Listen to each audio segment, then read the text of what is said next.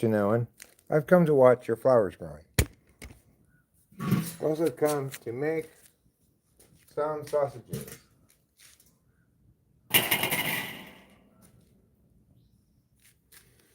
So, got the sausages right here. They're frozen.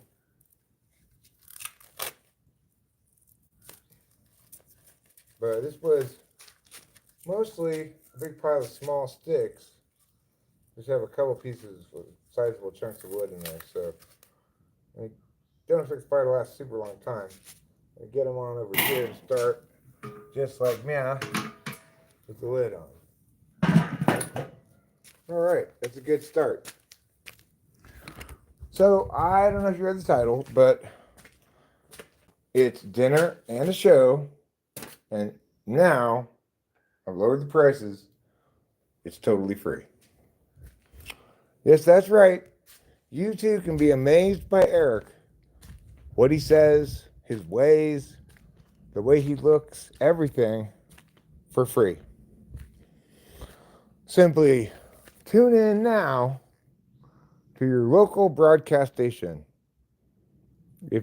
If your local news is showing, call them and ask them, why aren't you showing Talking with Famous People?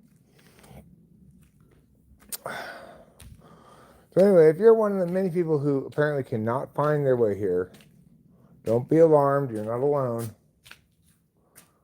Seems like there's some sort of collusion among cable and satellite companies to not provide me to their viewing audience. I know, I'm as shocked as anybody.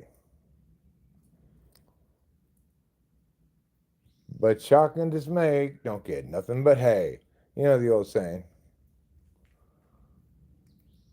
Anywho, dinner and a show tonight. You provide your own dinner, and I'll provide a show, sort of. That's my promise to you. I don't have any promise regarding how long the show will be, nor any of the contents of the show. Hello.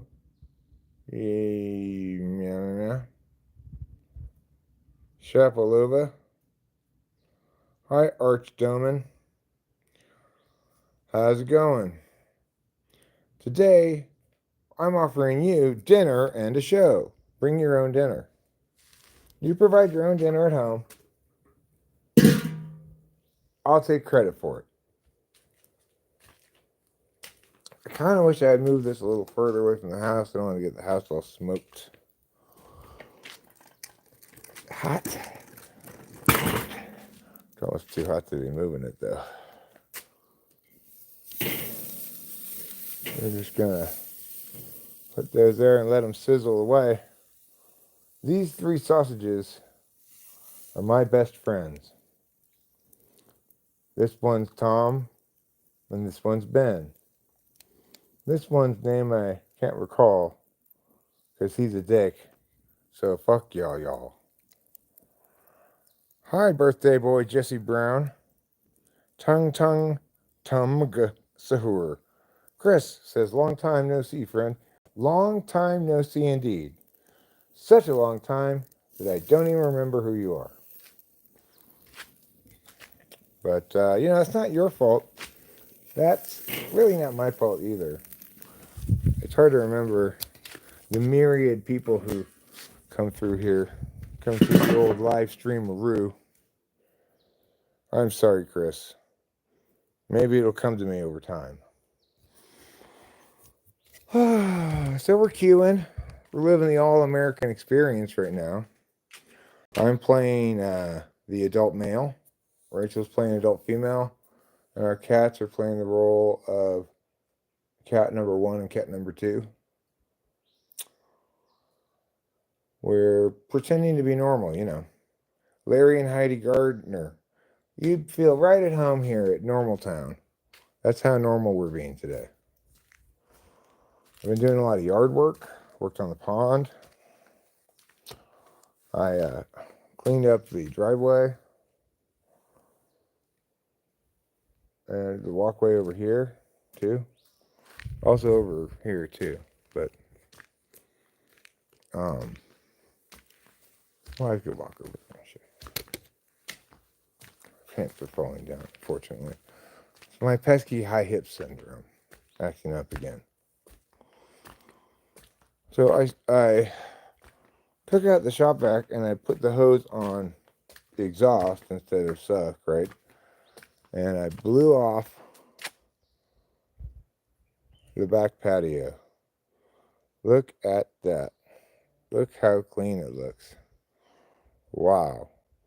What are you, some kind of ESTJ, Eric? I know, right? IKR, as the young people say. I'm young. If you just take either of the numbers in my age, I'm barely school age. I'm either 4 or 5 or 5 or 4, you know? What do I do with my groppy fruit juice? Well, let me move the sausages so they don't burn too much.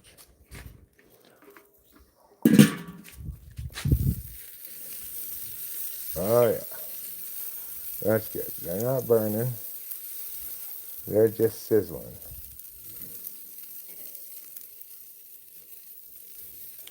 Move over, bacon. It's time for something leaner. For those who don't know, that's a commercial for the apparently now defunct product Sizzling. It's a play on words. It's a pun for sizzling. But the idea was they took all the good part of the bacon away. The fat. It's freaking hot. That fire. Satan himself would approve of this fire. That's how hot it is. The RSO tincture has me feeling like a cloud with Down syndrome. What's RSO? Somebody else was talking about this too. I just don't know what it is. And that means it doesn't exist. Those are the rules. I don't make them, I just follow them. Things that I don't know about don't exist. Gay Mike is so gay. Okay, well, you're also so spammy, so stop it. Don't be a spammy spanista. I can't fucking whatever right now, trouble, because I need to get the sausages and stuff done. Okay, I see you're almost out of food. All right, well, I will get you some more food. Just give me a second. As you can see, he's pretty well out of food. Boy, these sweats are like, they're not made for people with high hip syndrome.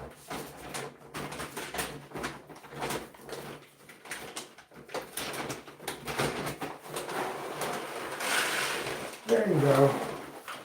There's your delicious cat food. Enjoy it with all of your mouth.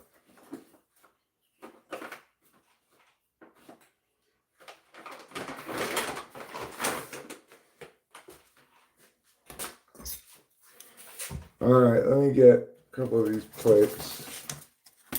Should be fine. I need to water the plants tonight too. Haven't watered them yet.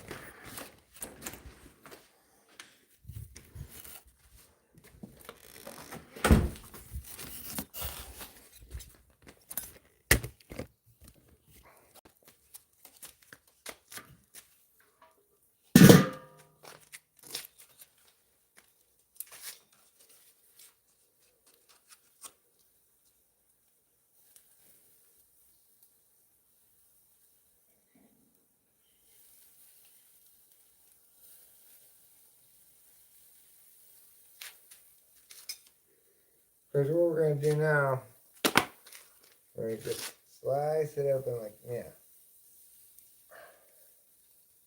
And like, yeah. That's hot.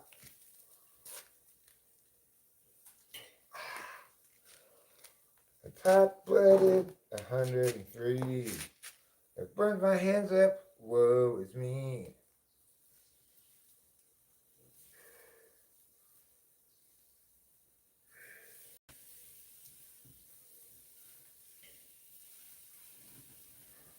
Oi, oi, oi. Somebody call the fire department.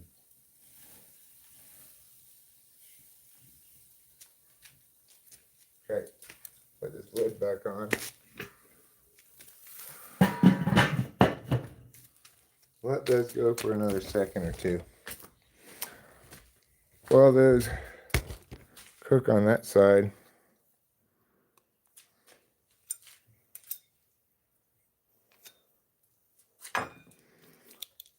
we'll go start the water on the plants.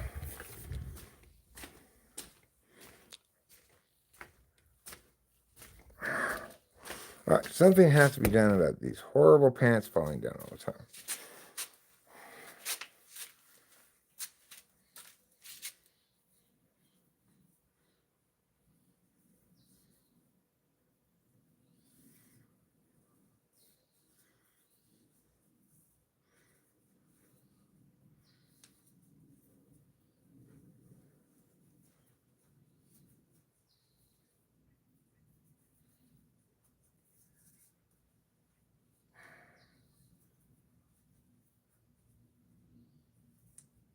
There.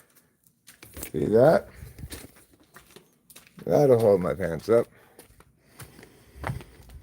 Okay. So let's put this on the plants, then we gotta go get the sausages. At this point, they're done. Of course, I'll take the opportunity to squirt off the rocks a little bit more. I, blew them with the reverse vacuum yesterday, but I'll give them a little squirt right now. Since I happen to have the squirter in hand.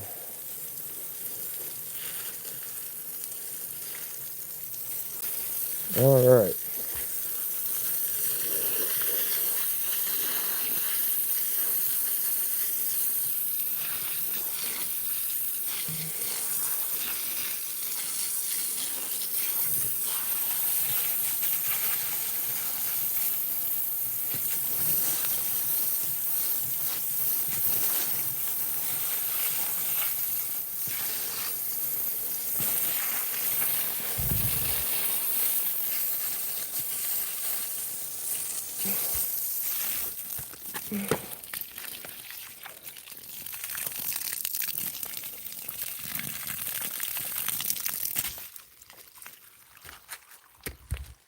Oh my God.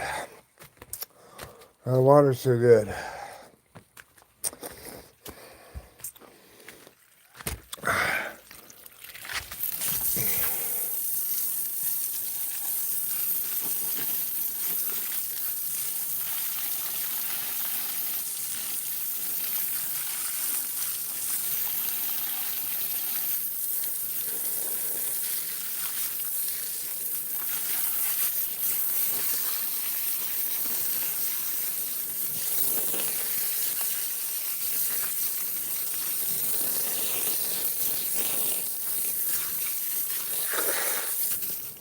Okay, I can't squirt that anymore. I gotta go deal with the meows.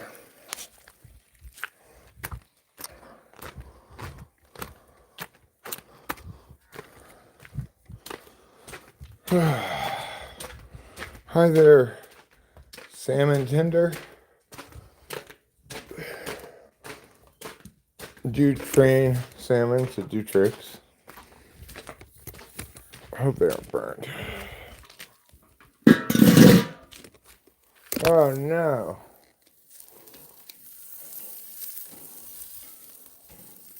Oh, actually they're fine. They're quite good actually. See? Perfect. Now, I just need to do this.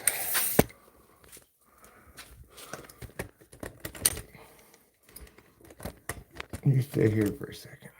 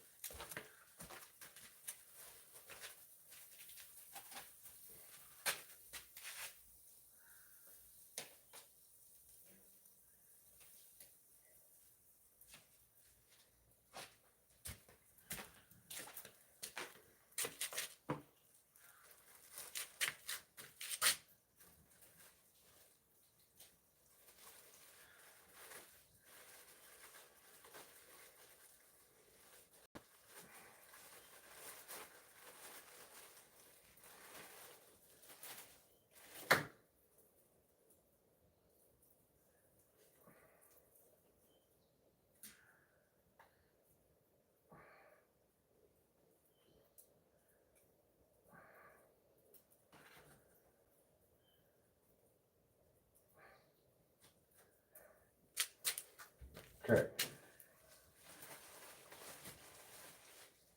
Now we need to defrost these buns a little bit.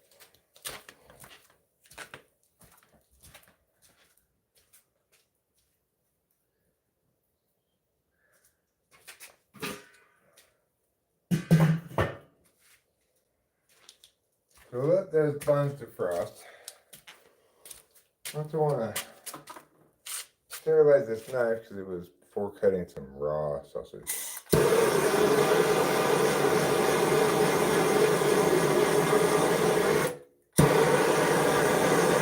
There.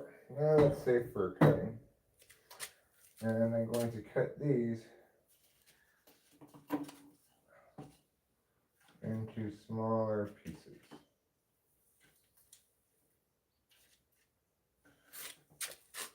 As per me.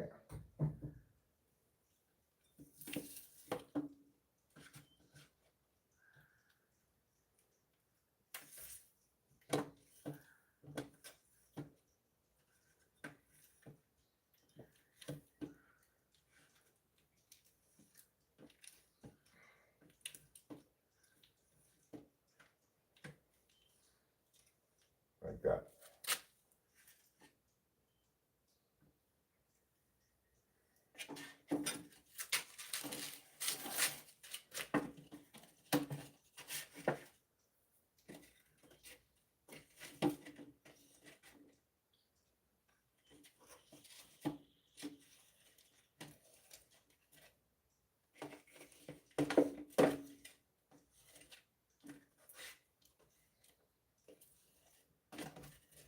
Okay.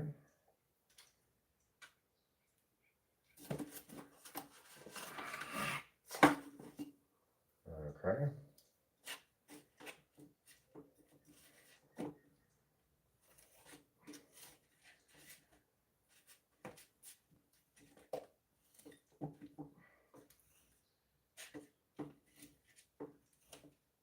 Okay, good. Now, time to get the hot dog bun.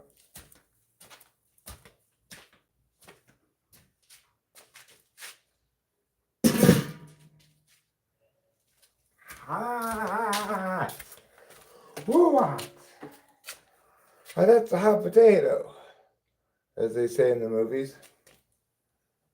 All right, now we can take these things inside and finish our prep in there.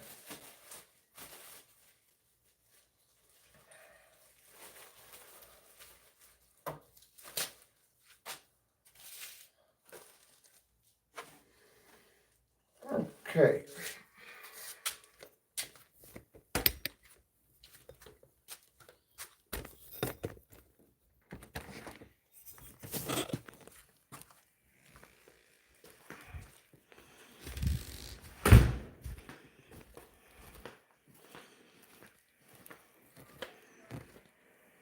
Will you retrieve some sphericals? That's what a person should sing to their dog before they throw it at the ball. Okay, now this goes back in the freezer.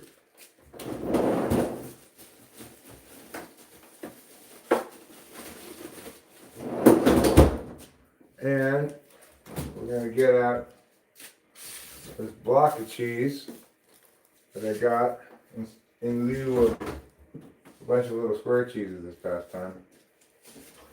And I'm going to get out some moutarde. I'm not going to get the ketchup. No ketchup. If you are on Team Ketchup and we're really rooting for a ketchup themed sausage, you are disappointed this time. I'm sorry. I don't try to disappoint you. I know it happens though.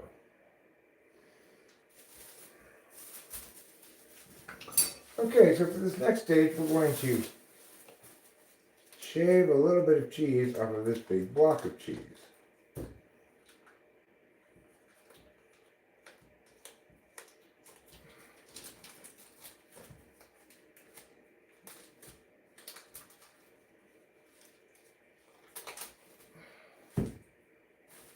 Let me wash my hands.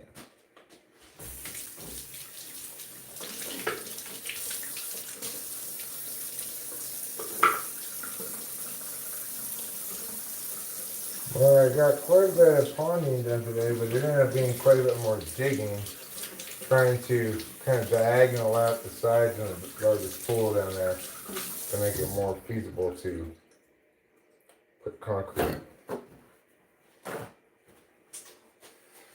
I got so exhausted, it was the best workout I could possibly have asked for. By the time I stopped, I was saying to myself, you have to stop, Eric, you're gonna die of tiredness. I was so sweaty. It was a hot day, you know. But it felt good to work yourself to exhaustion, you know. It makes you feel very relaxed afterwards. Alright. I've got 2 buns right here. And what I'm going to do is I'm going to put half of these things on this bun. And the other half of these things on the other bun. As per. Yeah. Now, I'm going to do Rachel. Pia, pia, pia, pia, pia, and pia. So, looks like that. Okay. Now we're going to take some of this cheese. I'm going to put a little cheese right there. A little bit of cheese right there. A little bit of cheese there. A little bit of cheese there. Put some cheese here.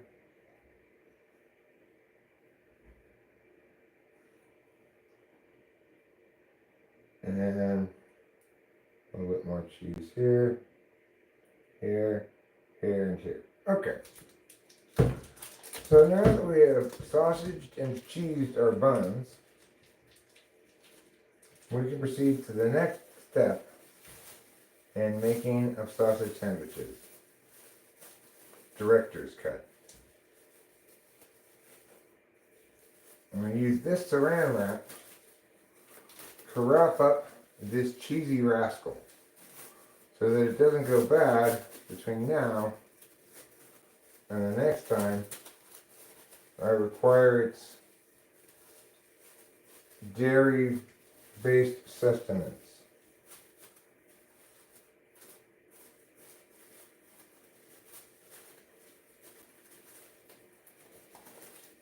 At first I was kind of shy about being wrapped in saran wrap. But then I realized, hey, I'm a block of cheese. What do I expect?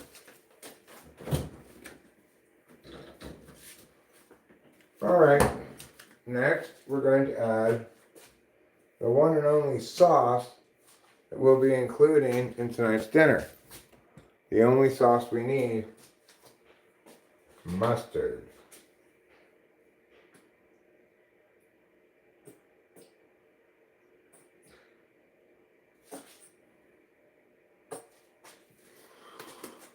Good.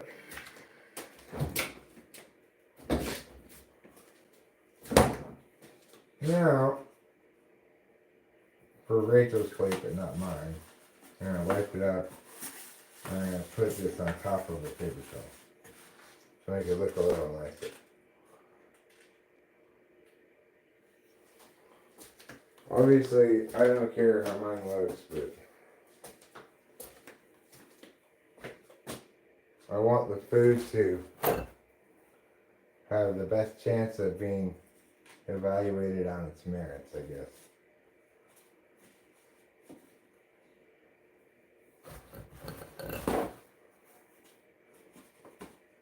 And then we'll give her some of these sour cream and onion ruffles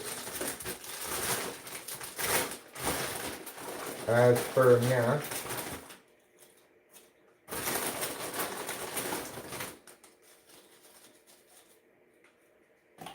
up a couple too. And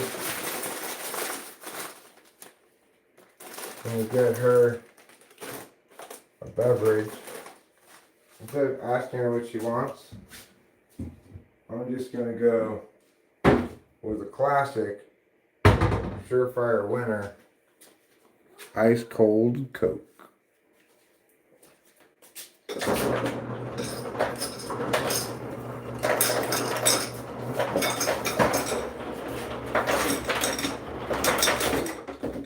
Whoa, that's too much ice.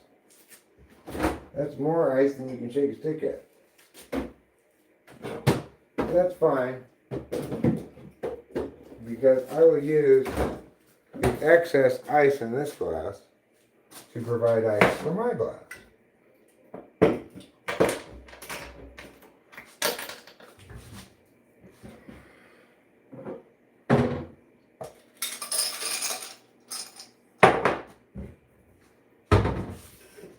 I'm going to crack these bad boys.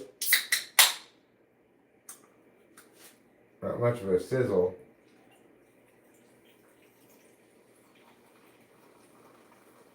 The pour sounds like it sounds in the commercial, but the cracking open doesn't. Try this one.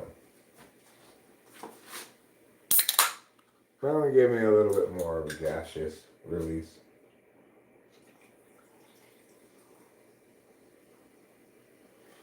Well, doesn't this look refreshing? What do you think? You're like, damn, I wish I could have one of those ice cold colas. We could.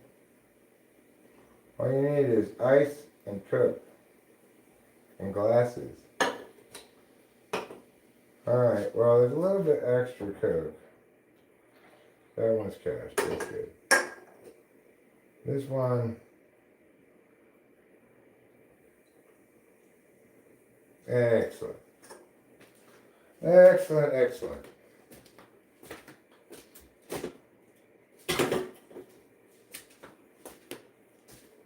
Alright. Now I will go ask Rachel if she wants me to bring her dinner into there, or if she wants to come eat it out here, or what.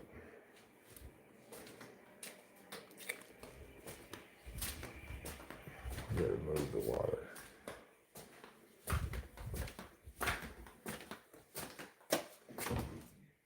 Hey Rachel, do you want me to bring your dinner in here?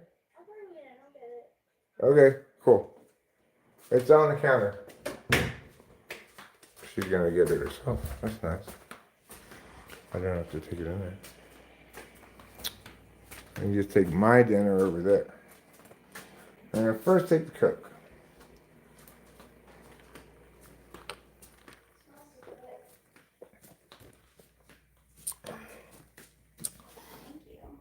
Sure. Oh my God, that's refreshing. Ice cold cola. I don't know, I have some too. You have some right there. Oh, thanks. Mm-hmm. That's refreshing as heck. It's hard to get much more refreshing than heck. Unless you're talking super heck.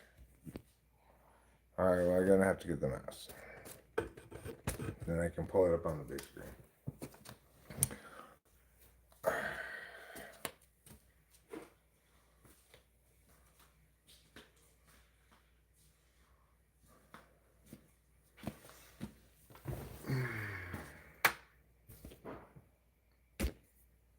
Row, row, row your goat gently down the stream. I personally think that song should be censored for animal cruelty, because I'm not even sure goats can swim, let alone carry you. Just because you have the addition of rowing isn't going to help that much. Row, row, row your goat indeed. Did I publish? I'm not sure what you were saying. Did you publish?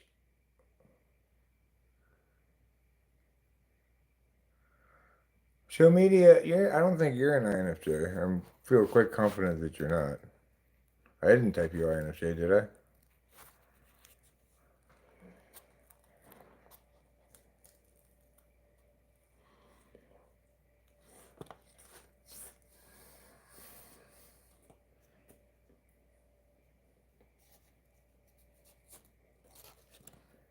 Well, regardless, this is a place where INFJs feel comfortable.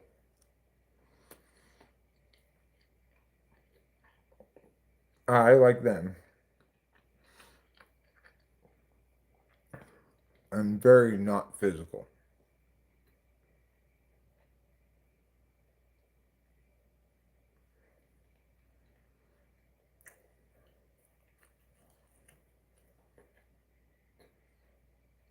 So, just as your I thought I typed you as ENFJ.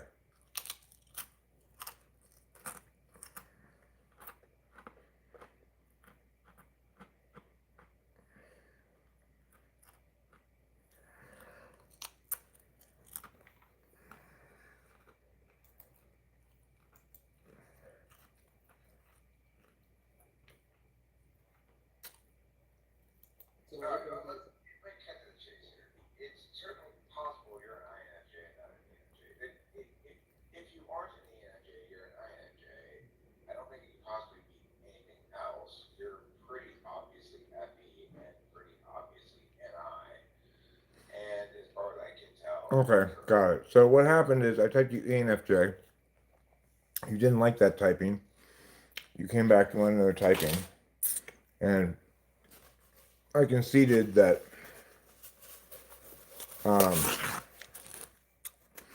type test for SI polar isn't very definitive. So there's some wiggle room. But I definitely typed you as ENFJ, and you didn't like that typing. And so you came back and said, I think I'm INFJ. I guess it's possible, but the point is, that's not what I typed you.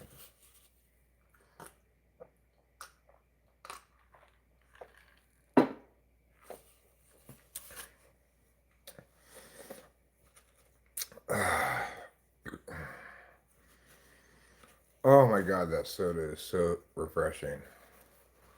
I'm gonna win the 2025 Refreshment Awards, given out each year by the fresheners of the Inuit people.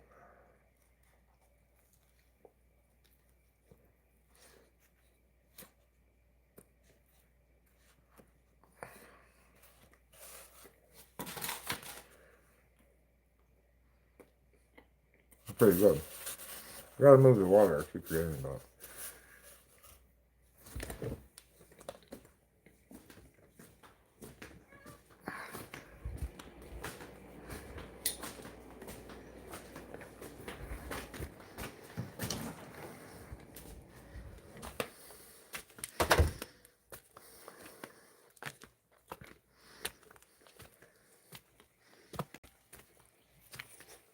It's no surprise that I guess that the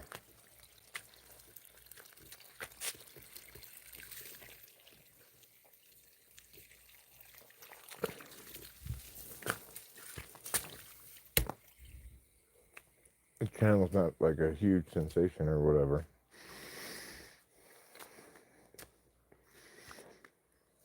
ENTPs, INFJs,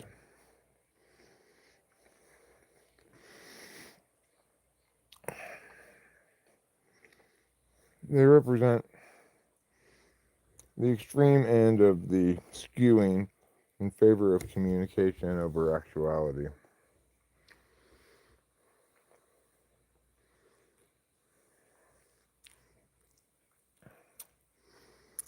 So there aren't very many of us. And like what I talk about around here, or at least the way I talk about it, is not going to appeal to very many people. It's perfectly designed for NFJ to consume, because when I'm extrovertedly intuiting ideas, I'm doing so in hopes of attaining NI resonance. And although NI is not my conscious way of knowing,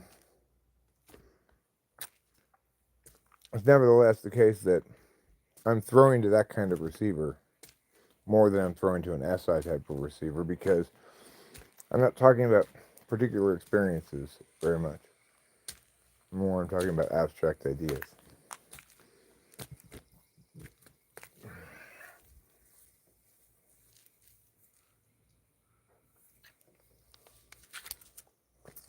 Seems like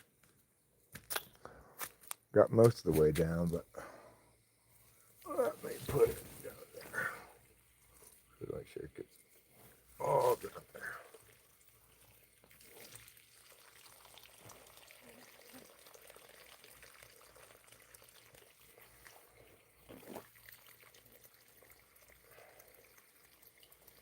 All right. Well, these things are thriving. They're thriving like Miss Daisy is driving.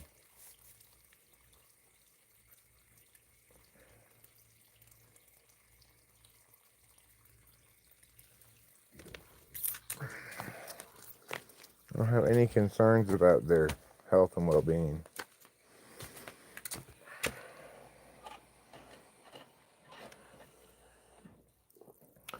I'm confident we'll have a bountiful harvest. Okay, now that I've done that, let's go celebrate the moments of our lives. I promised you dinner and a show, and I'm going to deliver on both. The dinner you're going to provide for yourself, but you're going to pretend it's from me. The show, well, you're experiencing it right now, friends. I know. I'm tricky. I didn't make it obvious the show had started, but it has. It already started.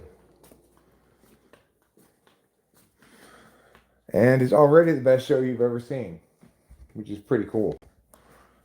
Because, you know, you've seen a lot of shows.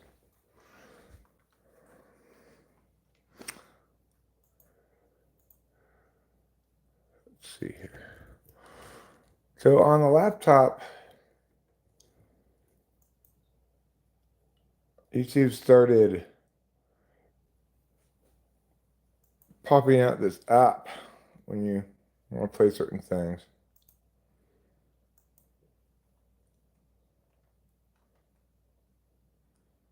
What time do you go to sleep?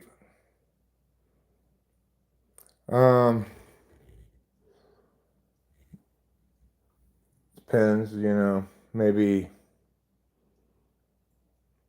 sometimes midnight, sometimes later, sometimes earlier. Sometimes I don't go to bed until the next night.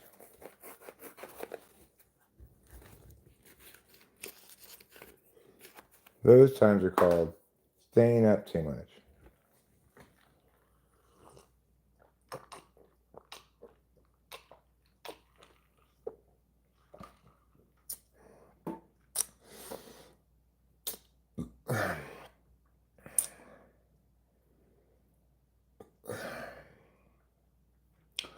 You know ISFP show me, do you?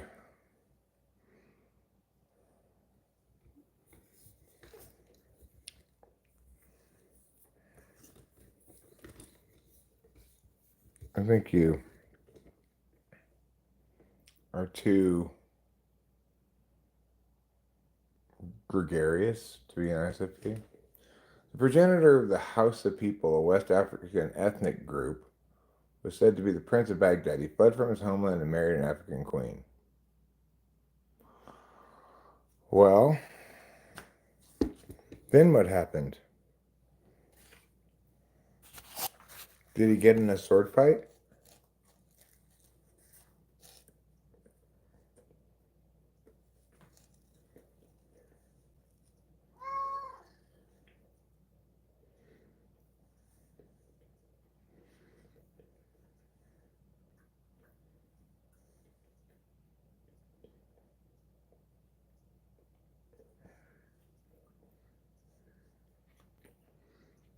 Well, I don't think you want that, but there's some sausage.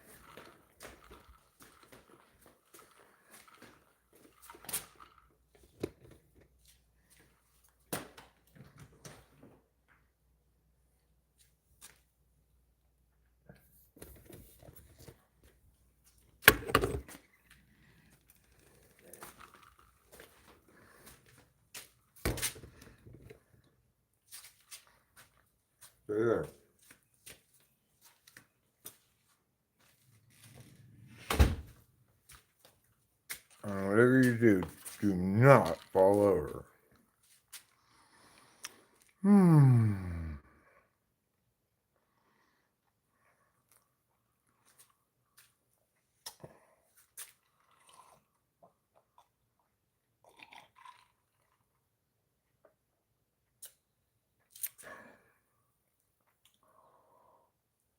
Oh my God. This Coke, it's like God's coming in my mouth.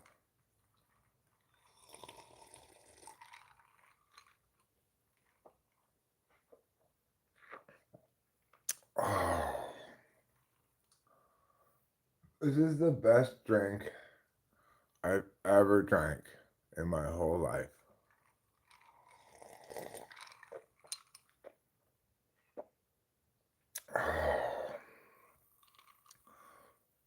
Bam, that soda just hits.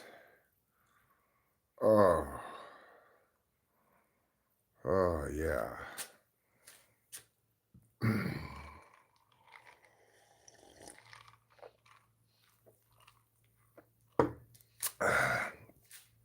I'm assuming that's what it would taste like. God's never, tried to get on me yet. I guess he's working his way through the population alphabetically. S is towards the end, so.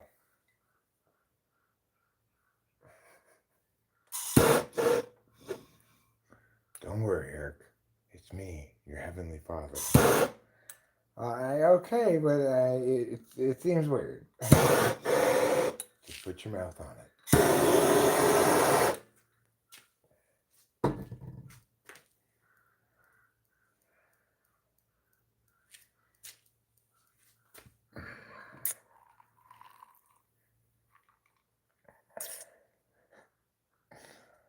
Come on, I'm God. What could be more attractive than that? No, I mean, I'm not saying you're not attractive or anything.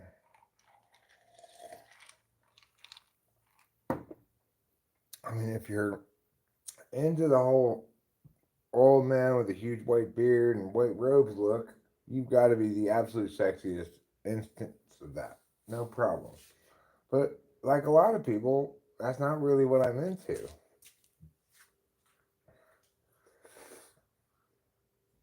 Are you trying to make me feel better? Well, I'm trying to not make you feel bad. I'm God. Okay, well, you know best then, I guess. You know what? Never mind. I don't want to make love to your mouth anymore.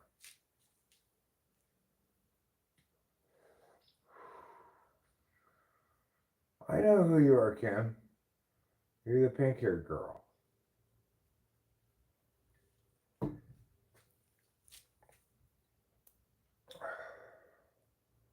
With the dorky husband. Who got the troll question right, though? He got the troll question right. Bam, one try. Not that there's a definitive right answer. There's several possible good answers, but he gave the one that I think is best. So good for him.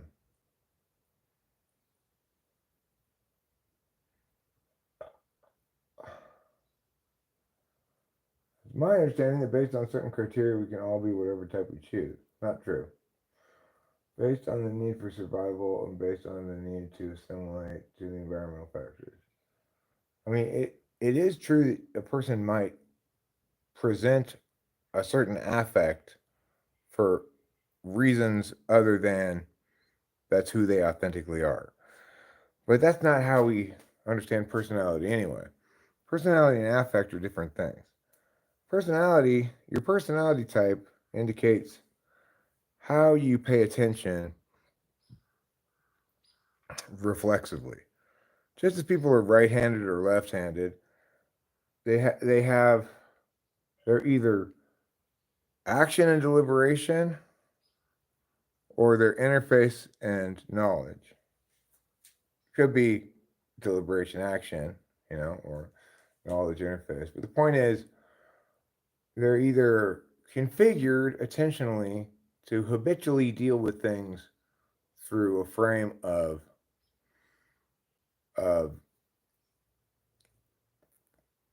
thinking about what action to take and then taking that action, or a frame of engaging in a dynamic system and then knowing, check and adjust, check and adjust, check and adjust, knowing how to make adjustments and stuff.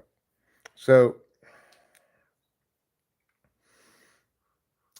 the thing is, it's a mistake to think of your personality as being certain attributes.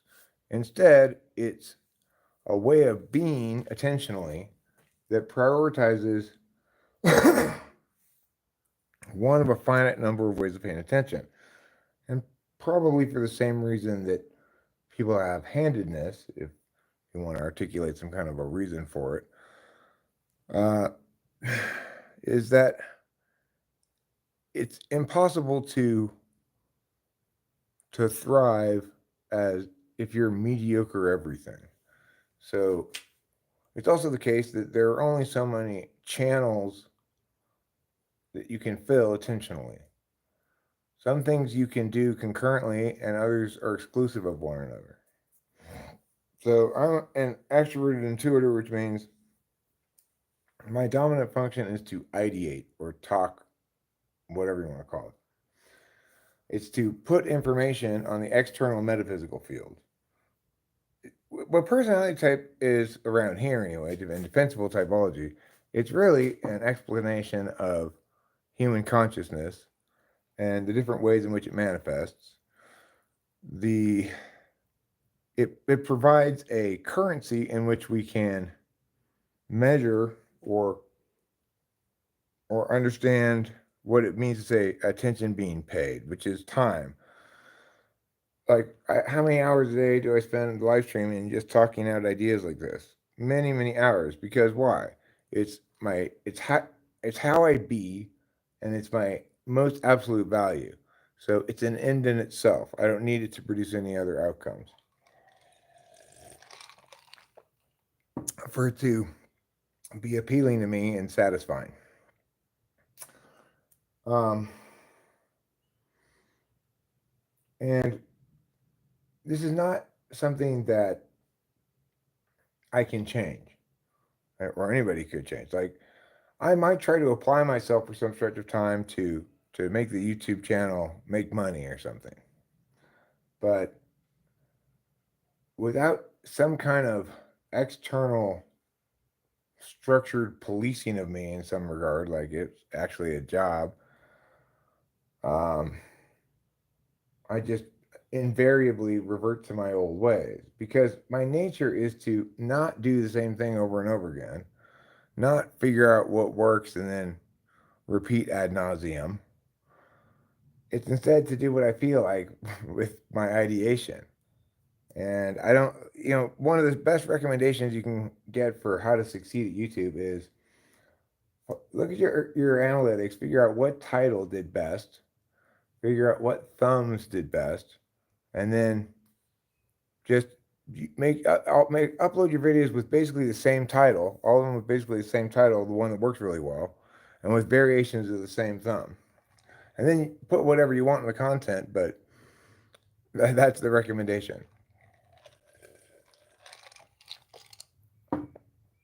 Well, of course, that's not fun or interesting to me. I wanted to title this live stream Dinner and a Show. Now free. Why? Because that's what I felt like titling. That was the idea I had in the moment,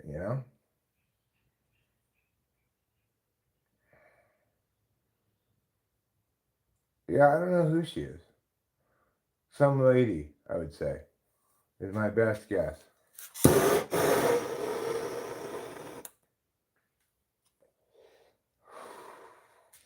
Well, I don't have the room for this second sandwich, so I'm going to have to put this in the fridge. Which means we're going to have another wonderful experience with saran wrap.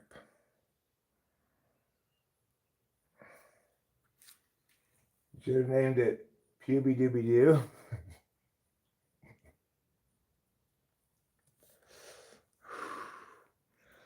Hi everybody. You may have noticed my hat. I wove it out of my own pubic hairs. And tonight I want to share with you the craft of pubic hair weaving. First, go ahead and harvest your pubes. Harvest them all. They'll grow back. You're gonna need many harvests of pubes before you're able to knit yourself a sweater. I should warn you. I think you need, and I explain, says this magical, mysterious thing. No, it's just knowing what something is. That's all. Like, introverted sensing. If somebody tells me that actually they overturned that court decision, I read about it in the New York Times. Well, in that instance, the way they know something is they learned it by reading it. So they're able to tell me how they know it. But the key thing to note is that the actual knowing of it doesn't take any time at all. It's instantaneous. When the subject comes up and I say, refer to this court decision, just call it Frazier versus Georgia. And I say, oh, this horrible court decision.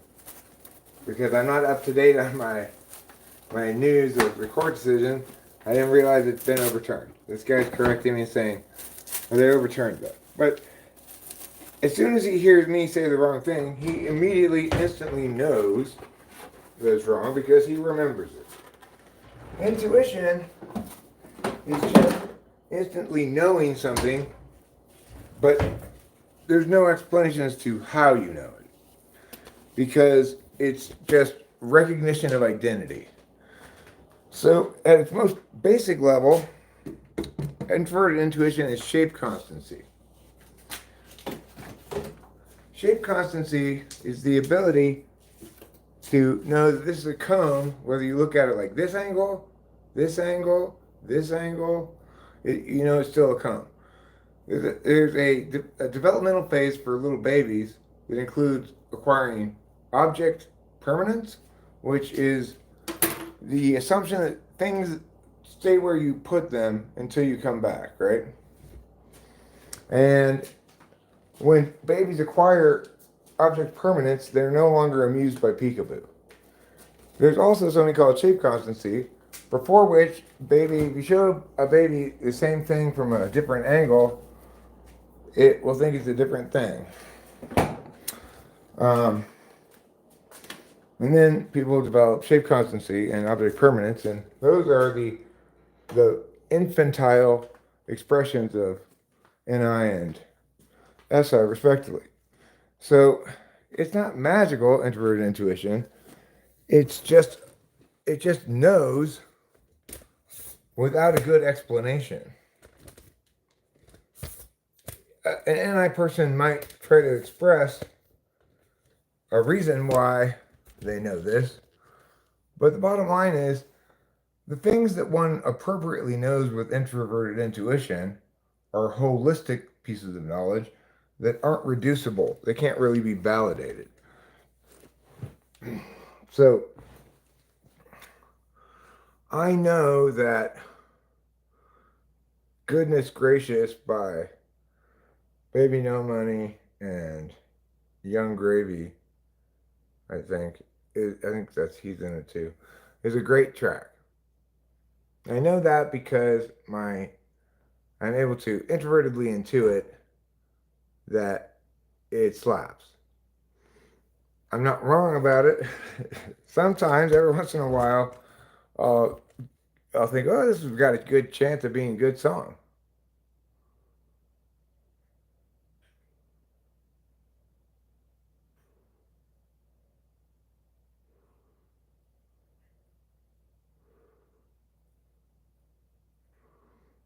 You're glad Eric's thinking what? Chicken butt? That's not funny, Ruben. Oh. All right, what was I talking about? I don't even remember. Let's just pull some bowls.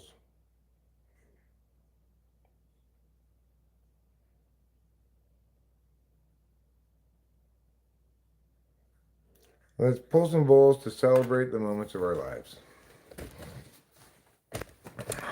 I was kind of gonna watch the All-Star game, but I don't really care about it. The only reason I want to watch it is to see Jacob Wilson, see if he gets a hit, but or Rooker. I can check the box score for that. I don't know. I'm just not that into the All-Star game. I did watch part of the home run derby yesterday because Rooker was in the home run derby, but he didn't make it out of the first round, unfortunately. He got knocked out on a tiebreaker. He and another guy. Um,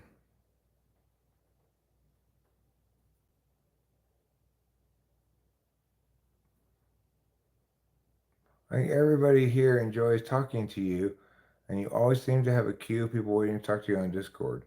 Well, I know you're not talking about me. Hi, Sean, independent vomiter.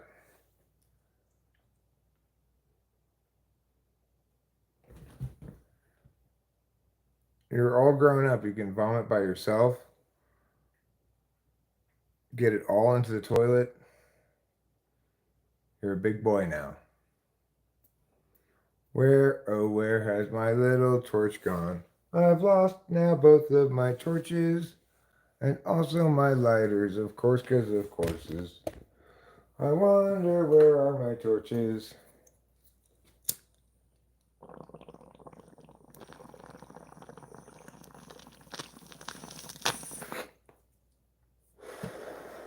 The cup was delicious and refreshing, but it's actually not very thirst quenching.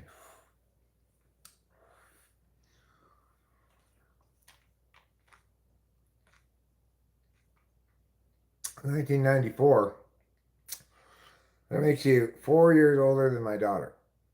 That makes you 30.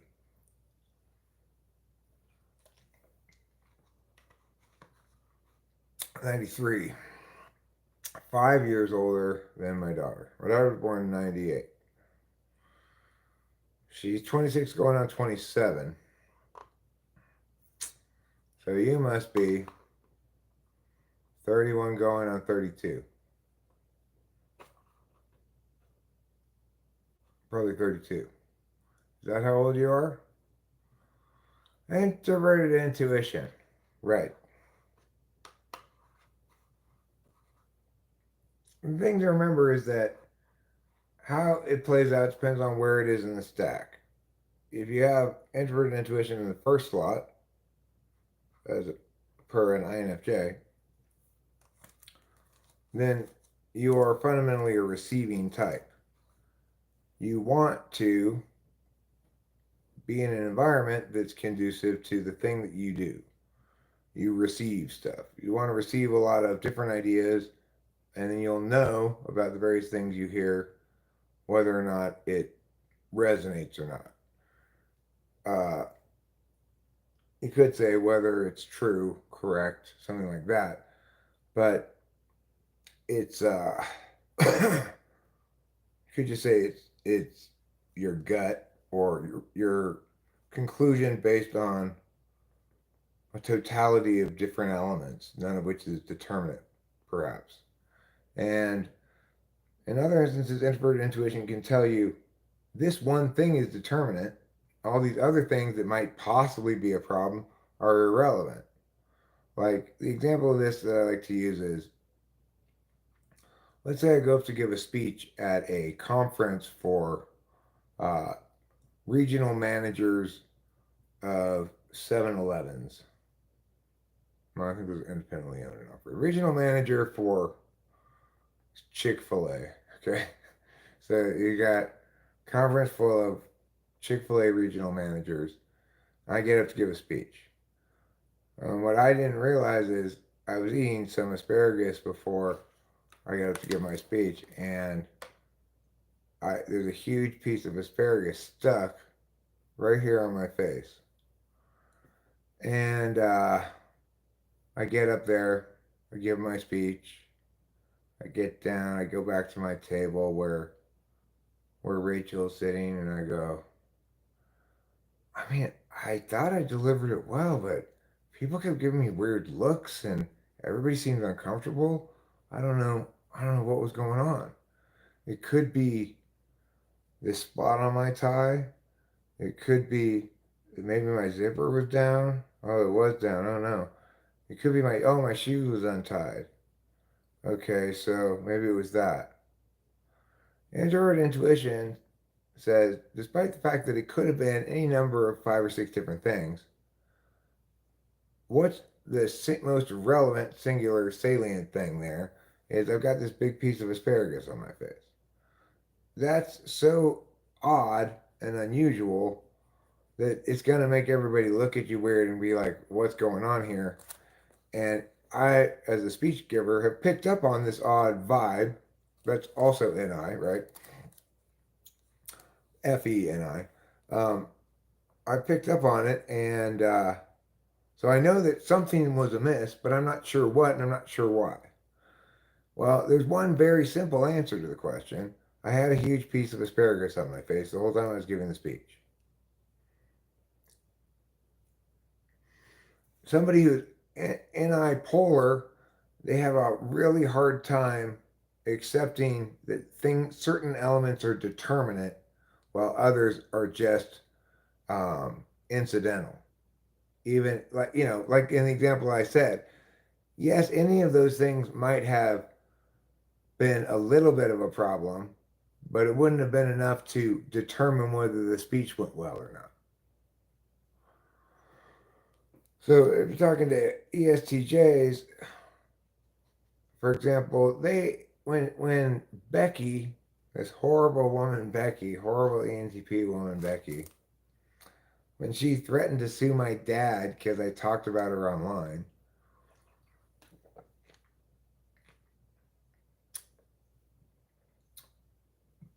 well, my dad was anti-polar.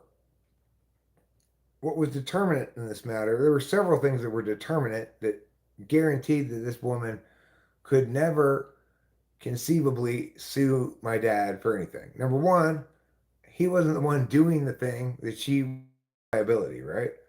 He wasn't the one doing it, it was me. And her reasoning for why she was suing him was that I was broke. So the courts aren't going to allow somebody with no standing to sue somebody to actually sue them. And additionally, she was in Canada. How is the Canadian national has grounds to sue somebody for something they said on YouTube that it wasn't defamatory at all. I didn't say any lies about her. It just she didn't like being talked about, right? Um, there are myriad reasons why anybody with any introvert intuition would conclude there's no way that woman can actually follow through on this threat and sue me. This is completely idle threat because for multiple reasons, it's impossible that this could be carried through. Instead of just talking to me about it, understanding that, knowing what's relevant, he went and talked to a lawyer. He went and talked to our lawyer about it. He didn't need to. Another example of anti-polar with my dad was towards the end of his life, and he kind of started to express to me that he was depressed. I showed him a video that was that documented a study and was kind of like a advocacy video as well, where they gave old people, especially in the around the death of their spouse, they gave them mushrooms and the positive benefits of that. And my dad watched it and and seemed like kind of interested. And he said, All right, well, who could I talk to about this? And obviously, the answer is me. You can talk to me about it. I'm the one who's done mushrooms plenty of times. I'm I can get mushrooms. I can give you the mushrooms. I can tell you everything you need to know about it.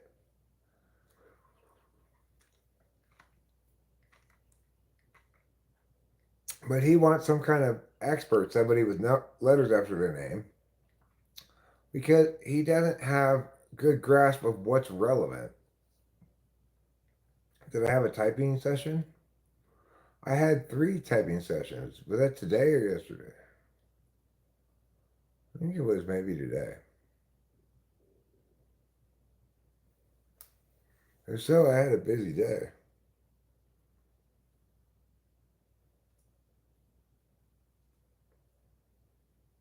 No, he never did. And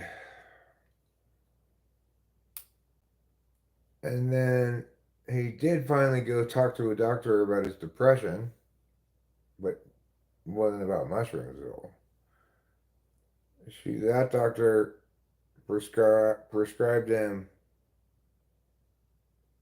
something. I forget what it's called. It's like Remeron, maybe. So she prescribed him Remeron.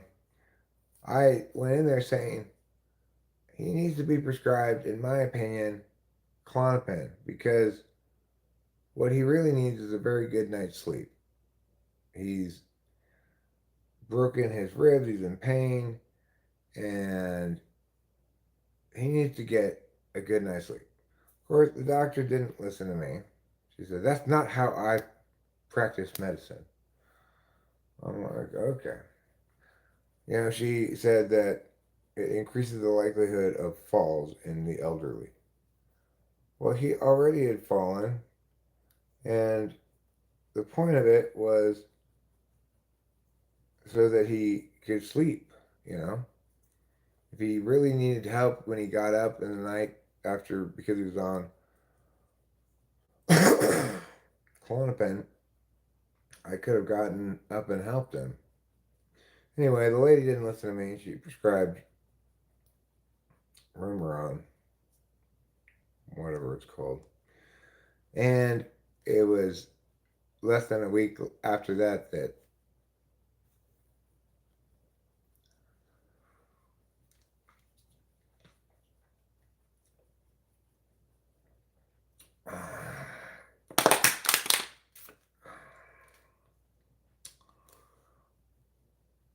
this is my water bottle.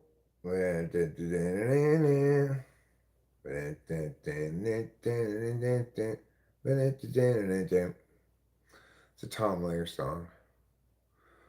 I don't have one on right now. I got very dirty earlier. Um,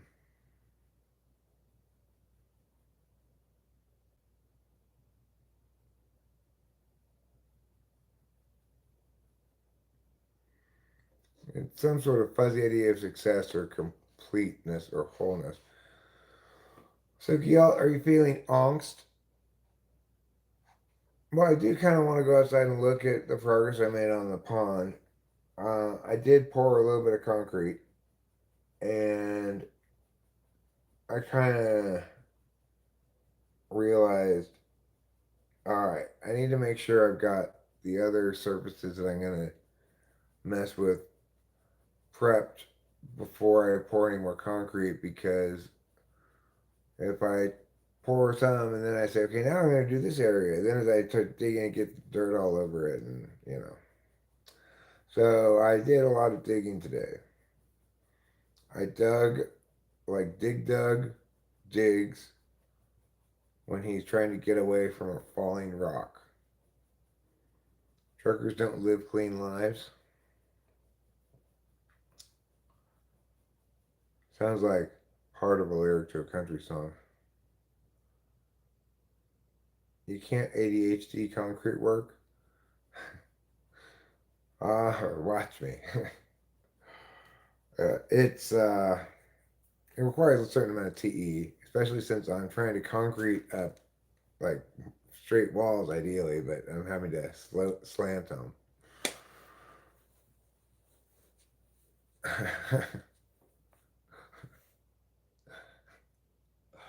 Oh, somebody stinks. Somebody stinks. Tiffany is going to arrive here at some point, and it's going to be really nice to see her again. I kind of feel like, you know, like I lost a friend. But I'll feel like Tiffany is the same when I get a new Tiffany. I mean, I sometimes feel lost too. Like,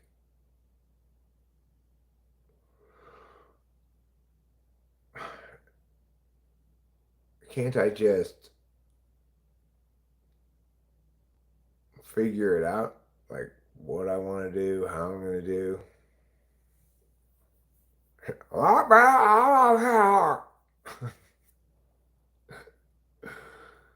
Yeah, I'm looking forward to seeing her again. I always thought it was incredibly dorky when on Antiques Roadshow they have a doll and they refer to it as her or she or whatever.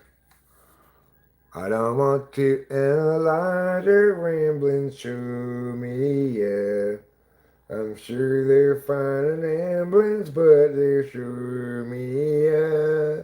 I'm instead making my shoulder go a jiggle, jiggle, jiggle, jiggle, ja. Jiggle, jiggle, jiggle, jiggle, jiggle, ja. Yeah, yeah, yeah, yeah, yeah. Oh, jiggle, ja. Oh, yeah, that's jiggly. It makes me jiggle like Huntington Wiggles.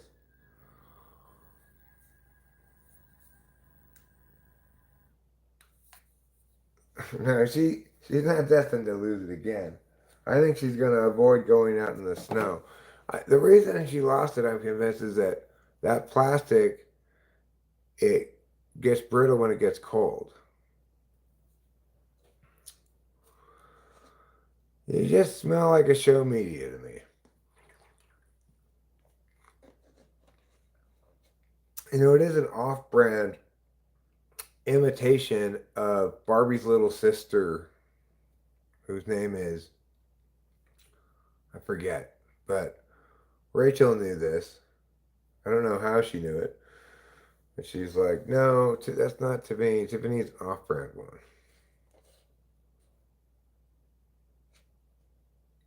Kimberly, why you say Kimberly? Can't you see that I simply don't like her? I'm talking about you, Kim. I'm talking about Kimberly. R. Ortega, we had sausage sandwich. I just wrapped up the second one. Oh, Kimberly is Barbie's little sister. Oh, maybe that's who it is. But Tiffany is not by the Mattel Corporation. I don't know if she has a name. In the eBay listing that we got her from, it just said like off-brand, yeah-sized dolls. X deodorant plus Y show pits equals what? Okay, so X times deodorant is X deodorant, and X is 5, so it's 5 deodorant. I'm confused. I don't understand your equation. Stop forcing your equations on me. 4x cubed plus 3y plus z plus 2 over y equals what graph? I don't fucking know. What do you mean graph? Can't you just have an answer like 5 or something?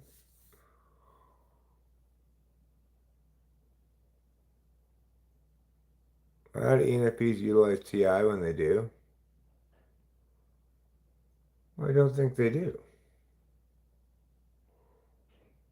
like it's not you don't use a cognitive function.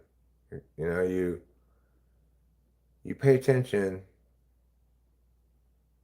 along along those lines within that channel. And introverted thinking, it's their blind spot. So they might experience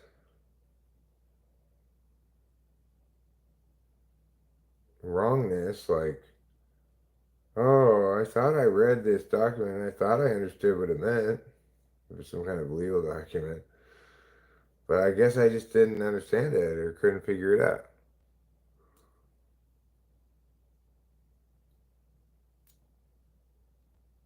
I'm deeply unsure about my type these days. At this point, I'm I want to believe phase. Like I'm unsure of its validity, but it's interesting to me, so I just sort of hope it's real. Oh, it's real, Guilt. It doesn't mean that I've articulated all of its realities perfectly or anything.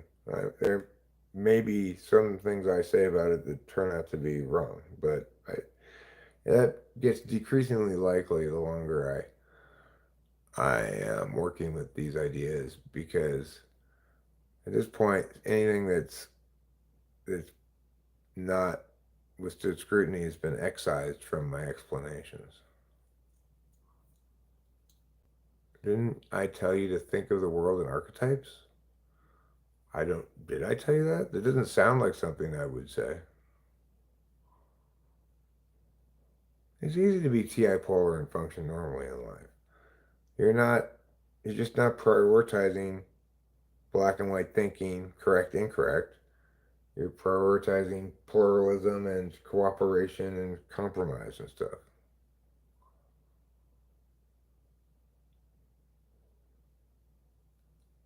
It's not that often that you're going to need to know whether if all whales swim and Joe is a whale, whether or not he swims. you know, you're not going to need to do that very often.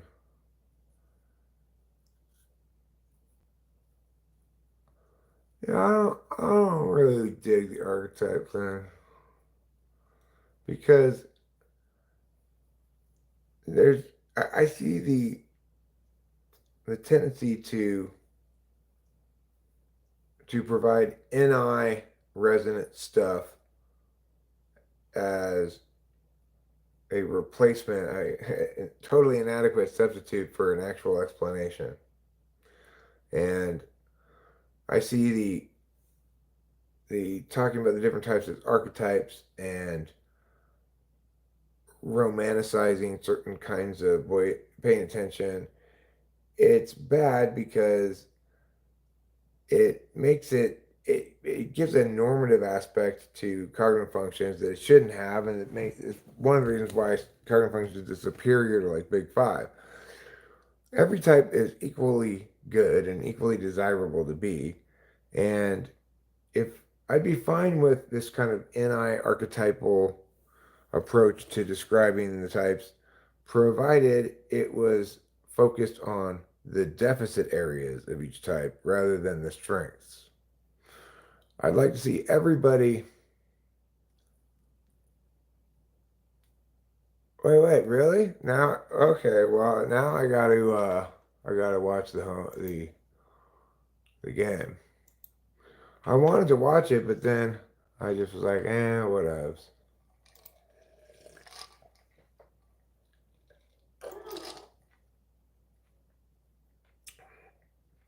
I did watch the home run derby yesterday until Brent Rooker was eliminated.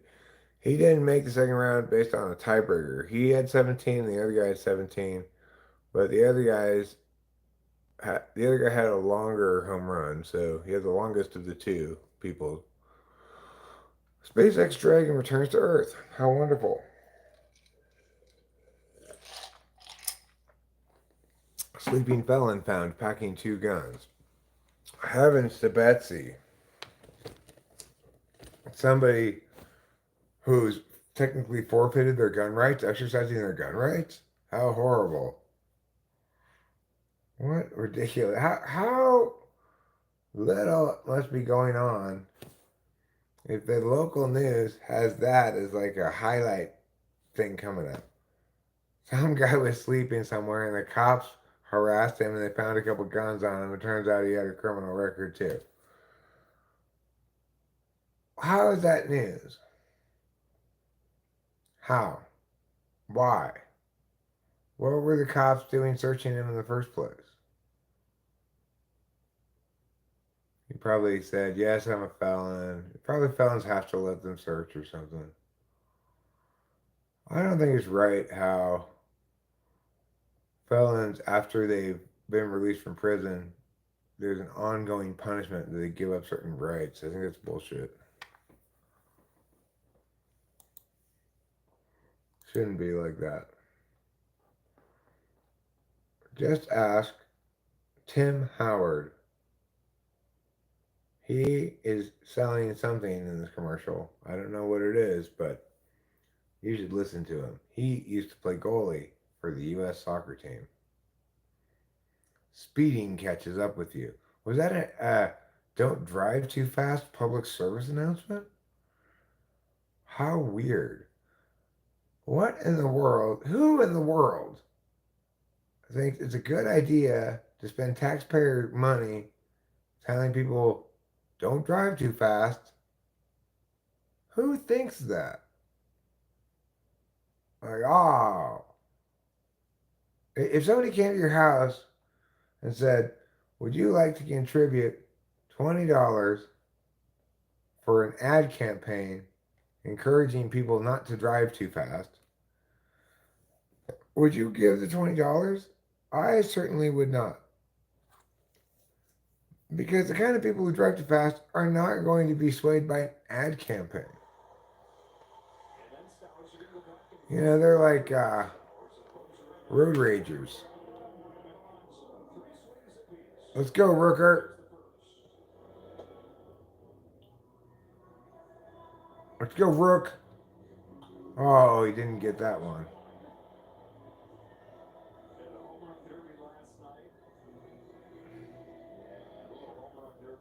Swing two. Come on, Rook.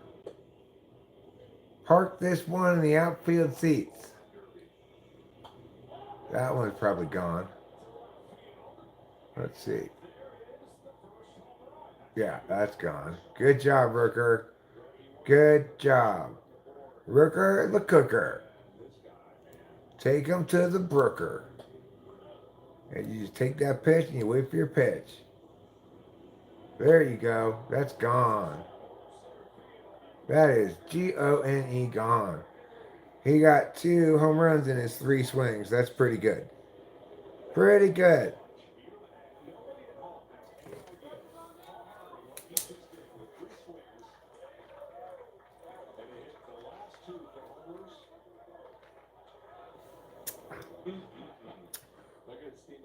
Good job, Rookerbook.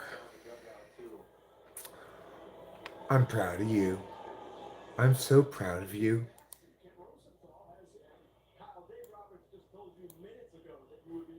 What do you think about that? Did you know that I was proud of him? Let's see here. Pow. And shut up. I don't want to hear the interviews are done. Nobody cares about your interview.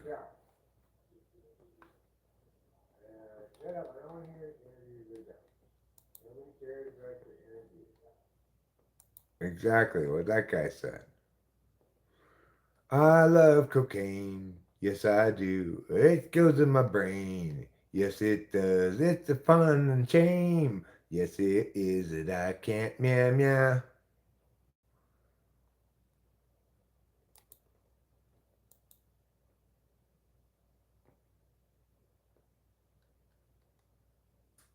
So let's see what's going on here.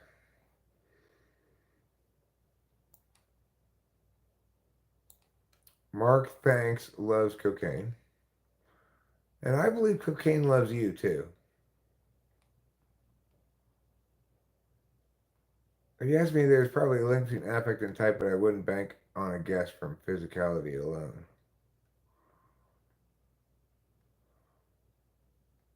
Do I watch USFC or boxing? I do like boxing, and I don't dislike UFC, but I don't really watch it very much.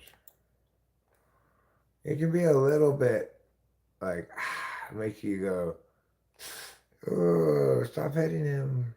He's already knocked out.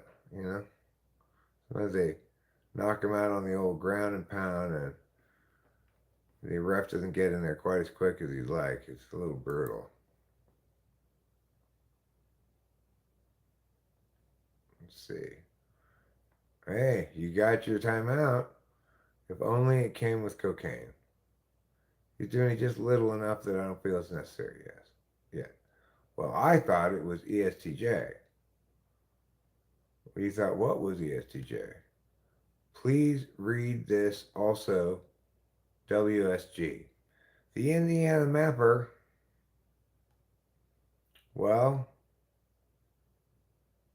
what is good? What is good? Rooker hit 2 home runs in the home runoff that replaces extra innings in the All-Star game. I didn't know they did this, but maybe this is the first year, or maybe I've just never seen it before. So I wrote some lyrics. I had this idea that I should write a song, or write lyrics anyway, that take the following format.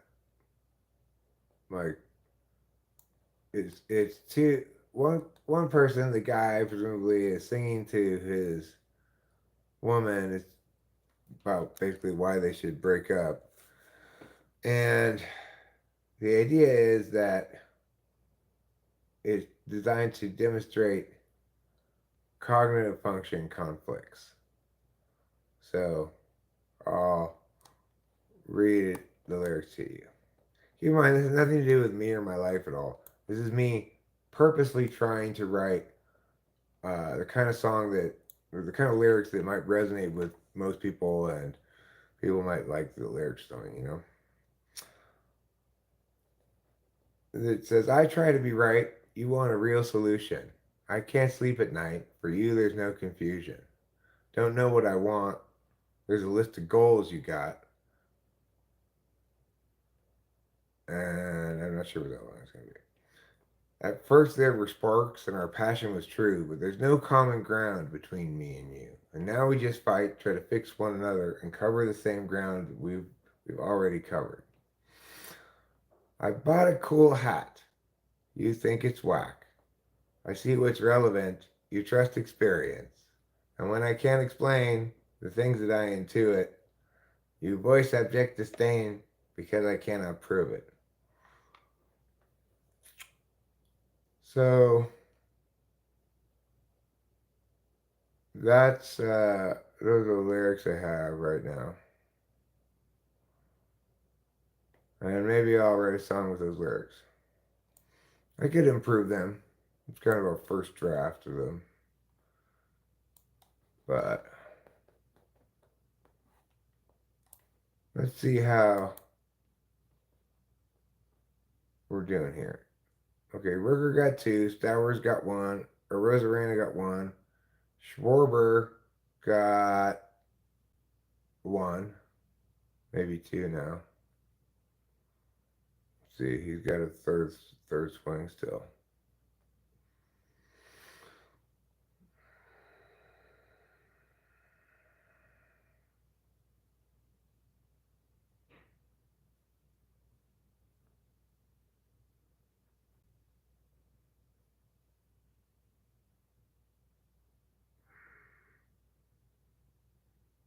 But it's 2. All right, so, oh no, he got 3 home runs. Uh-oh. The National League is leading by 1 now.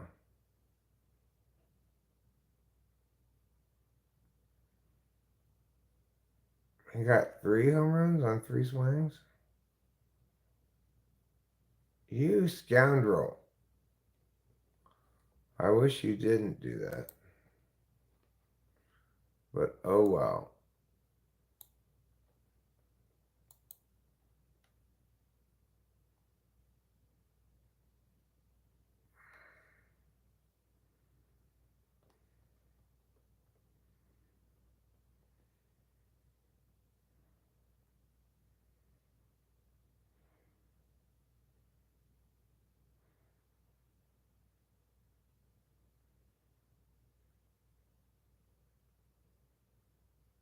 If Rogan is ESTP, I would believe Jones is ESFP. I think Jones is probably ENFJ. I think Joe Rogan's.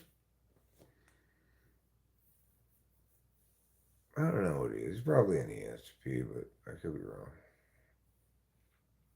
I think he's got FI. Okay.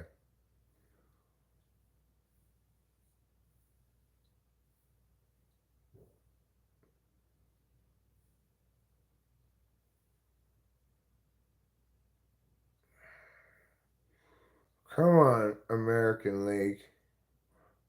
All those years of my life, I voted for rooted for the National League. Now it's my time to shine, as I root for the American League.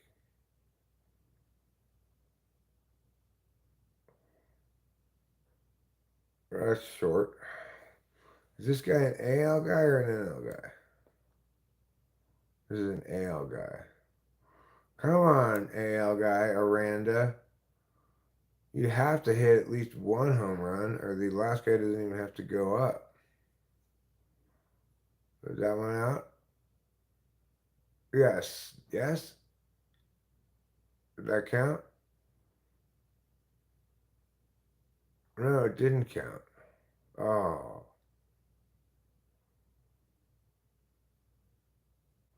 You have to get one, or it's over before they don't even have to get another guy come up.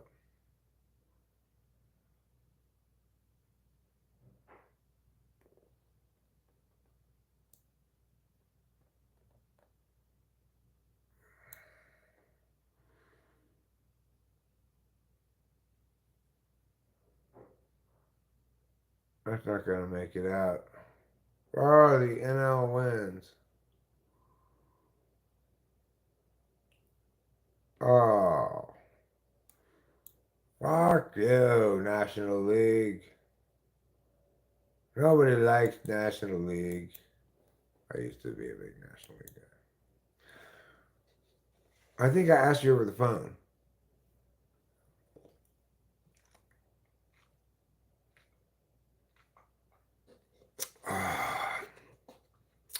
This water is delicious. SI feels super good after you put in a lot of manual labor. No, I'm going to refill it with tap water. I've just been drinking tap water. I am not the Quebecois that got typed. Is that what people from Quebec are called? Quebecois? Quebecians? Quebecers?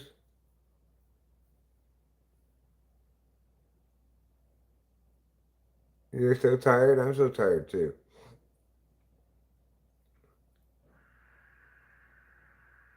I'm so tired.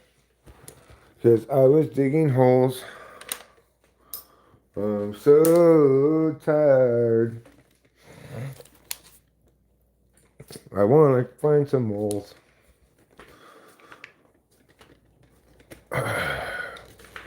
Alright, let's go outside. Let's go out back. Let's take a gander at the facts.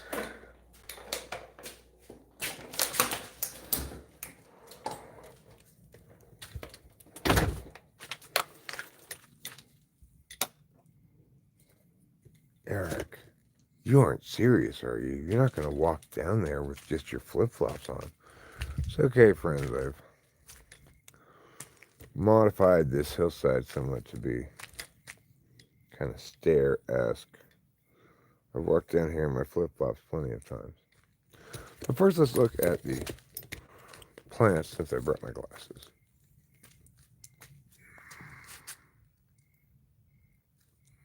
Okay. I think I saw one of them look like it was starting to bud. Maybe this one. You can see the little hairs. This one. This is the one. This one's really starting to bud. You can see it coming in.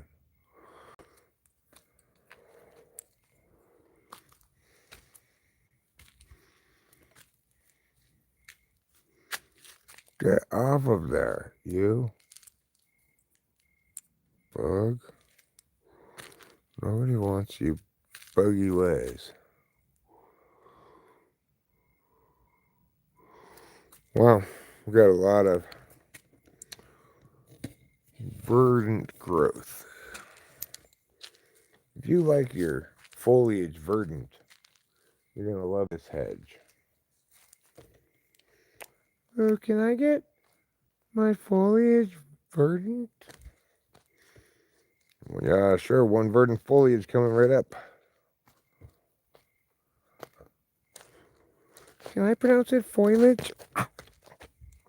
I'm sorry, no. You cannot pronounce it foliage.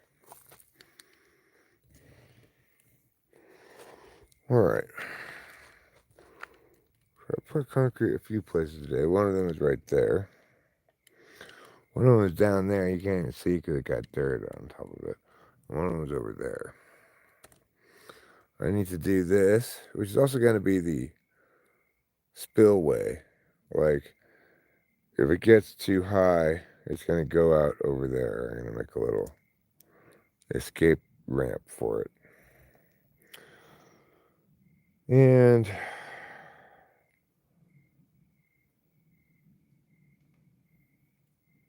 I got this side over there kind of flattened out so I can concrete that there.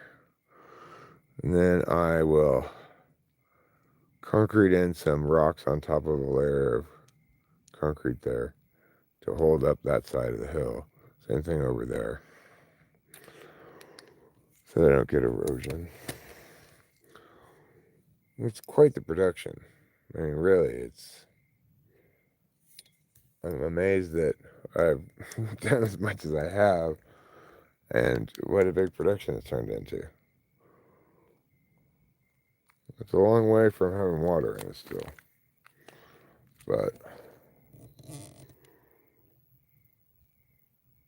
I am making progress.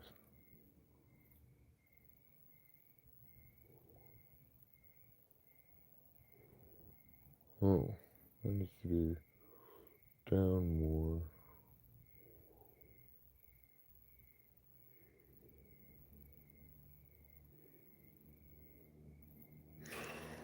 Yeah, I just have to go as I go, I don't really have a ahead of time plan like a TE person.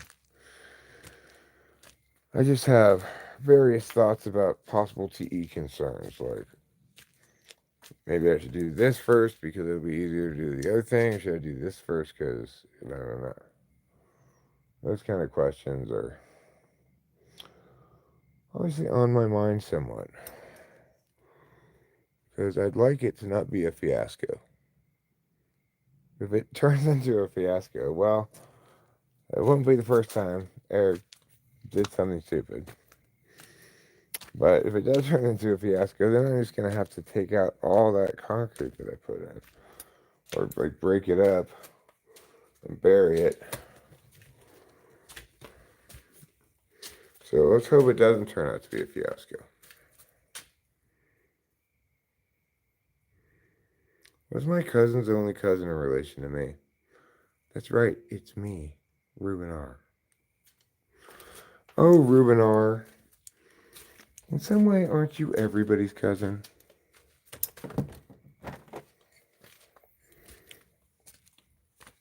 Ruben R., your cool cousin. Hey guys, it's me, Ruben. Cousin, cuz, what's up, cuz? Okay, that's enough, guys. Anyway, I'm here to share good times and good cheer with all of you. Just like a cousin! Yeah! Basically, Ruben fulfills people's dreams of having a cool cousin. Even though he's not their cousin, really.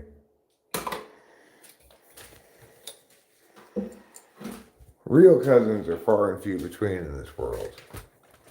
Almost nobody has a real cousin. That's why the business of fake cousinry is such a huge, booming industry at this point.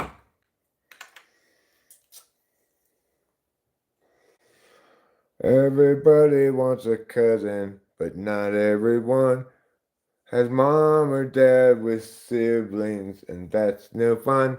So call Rent a Cousin today and rent a cousin.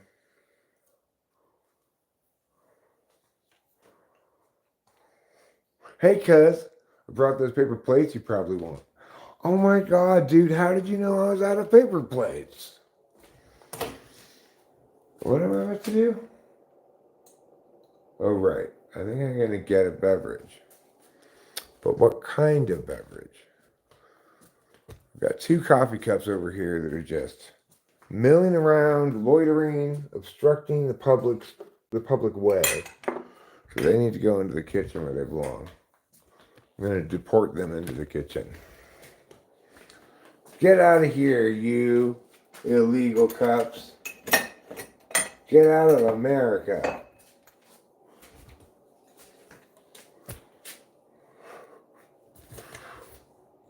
To be honest, after I looked into it a bit, they are here legally. I'm sorry, I didn't mean to deport you. I didn't know you were here legally. You looked like foreigners.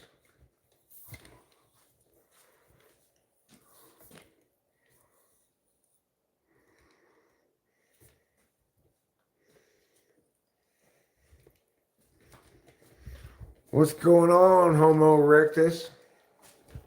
Why don't people say that instead of homeboy?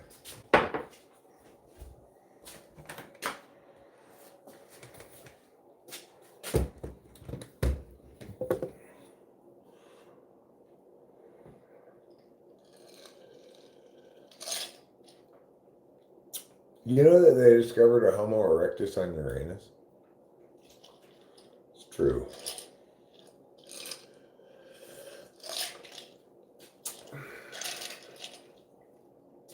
A lot of people said, how could there be Homo erecti there? But they just kind of flew around on kites in the upper atmosphere. They didn't get down into the poison gases and stuff. They may not be fully human, but they are Homo erectus, so they're pretty smart. Smarter than the average Neanderthal. We're going to mix grapefruit juice and apple juice. Good idea or unholy abomination? Let's find out.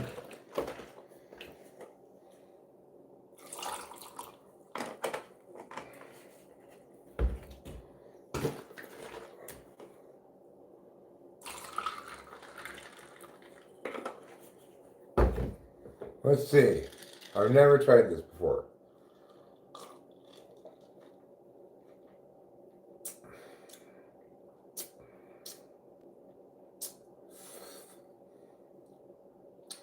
Needs a little more apple juice.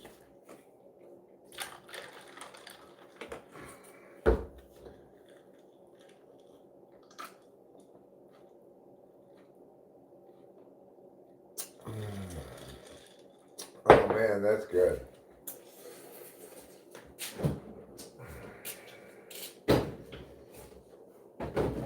That's the flavor sensation that's sweeping the nation and eating its curds and whey. Along came a spider and sat right beside her and said, "Hey, shh, hush, it's okay. I'm here.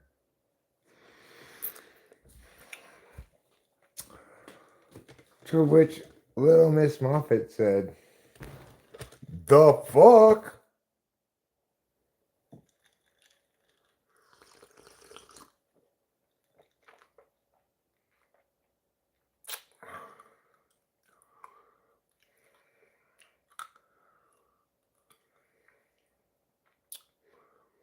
When I was a kid growing up on the border, Goulet was a thing that dudes called each other. Like,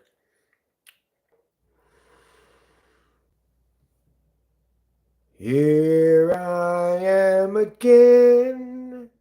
I was gone for a bit, but I bet you're relieved that it's working and shit. Is it working now? Okay, cool. I don't know if Vacation noticed, but I added the trouble one as an emoji. Now there's trouble being watched eat as an emoji. I had to squish it a bit to make it a square. So he looks a little fatter in than the one you sent me. I don't know if I can use those or not. I'm logged in as the wrong person.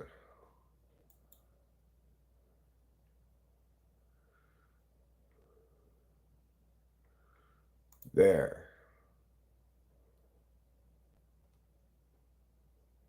Now I'm logged in as the right person.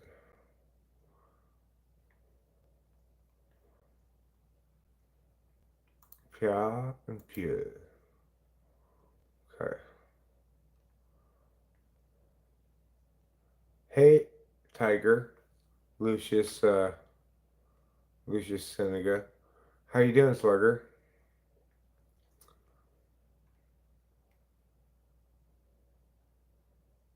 Let's see if I have it. Put.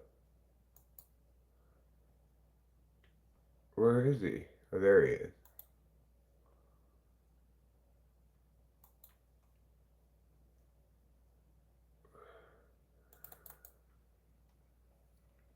I don't know if it put. Oh, there. It did put. Let me see. Is that him? Yeah. Yeah, that's trouble. Right. I have to walk up to the TV screen to look closely.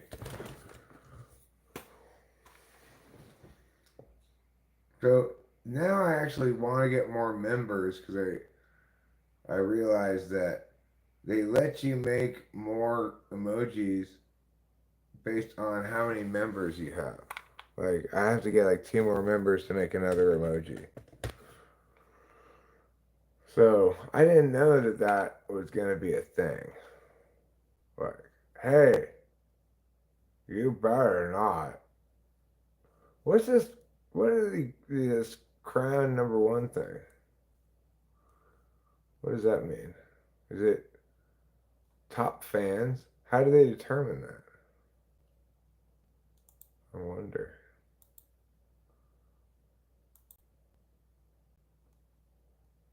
You get experience points for doing things? Huh.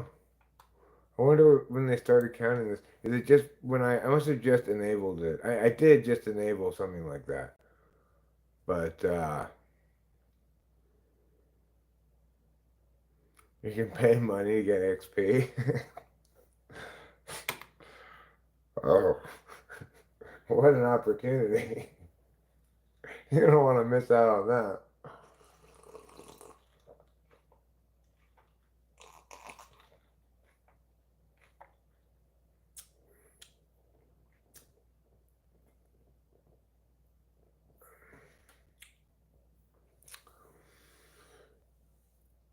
Well, that's cool.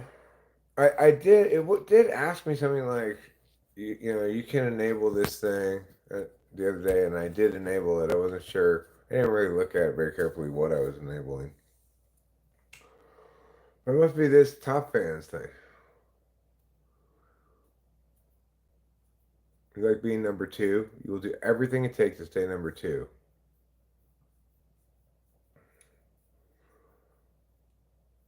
Top fans is YouTube's answer to OnlyFans, but it's with my clothes on. But you can see, in a nod to OnlyFans, I've tied my pants to my shirt in the most suggestive way.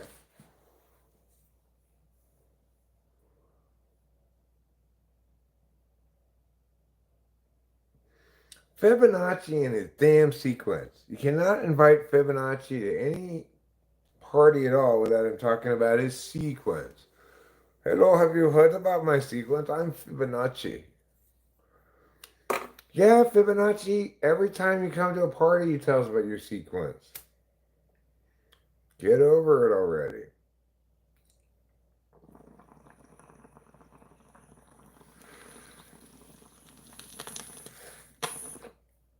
Fibonacci sequence is a great name for a RuPaul's Drag Race person.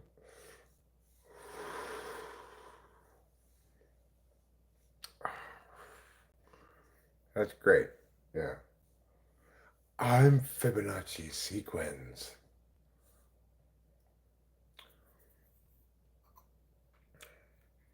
And I'm going to be the next winner of the RuPaul's Drag Race.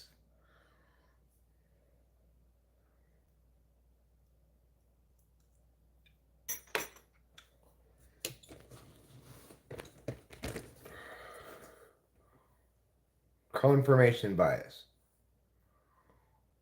What am I confirming? Yep, just like I suspected, it's meow. You mean that kind of confirmation bias?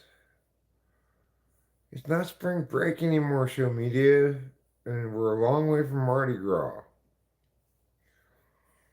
Maybe for a drunken weekend in August, but you know.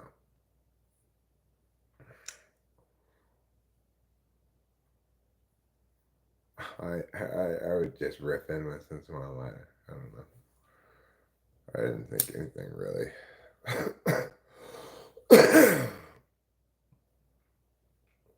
They straight Fibonacci. He's just a Fibonacci in sequence. EHP's gone wild, right? You guys, I can't. You want me to be bad. I can't do that now anymore. Dinner and a show, now free ripping. I want to stress that while I do promise to provide dinner and a show, you have to provide your own dinner. So, just a warning. I already ate my dinner. Most of you got here too late for me to make you dinner. And then I would have had to mail it to you, and the post office would have been like, ew, why is there a hot dog in this envelope?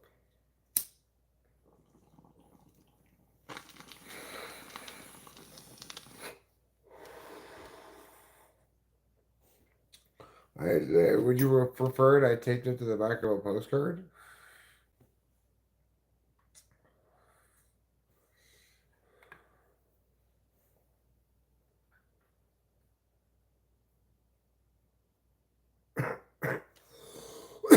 Too hot for TV. Psst. Moisten your finger and hear the sizzle.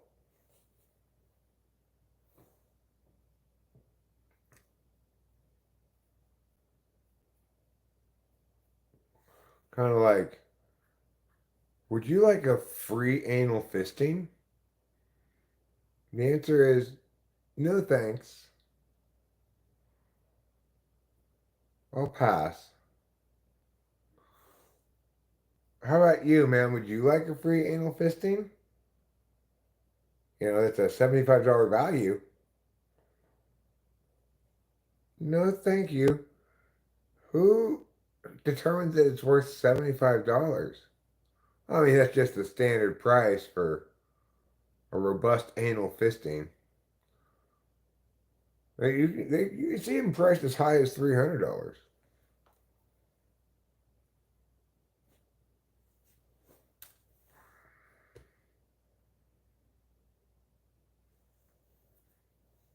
Oh, is it me? It was me, huh? Did I do that? I guess I had my Urkel moment. Your stream is buffering. It might be me. Apparently it was me earlier. I don't know. It shouldn't be me. But if it is, it's still your fault. So somebody better fix this problem right now. It's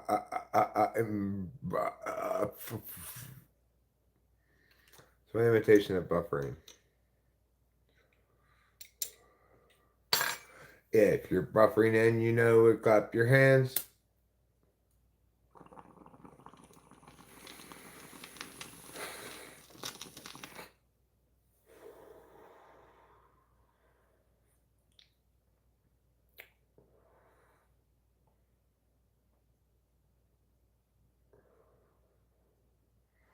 Okay, Kim, what I want you to do is just clear your mind. Just breathe deeply, breathe in, breathe out. Now, power cycle your device.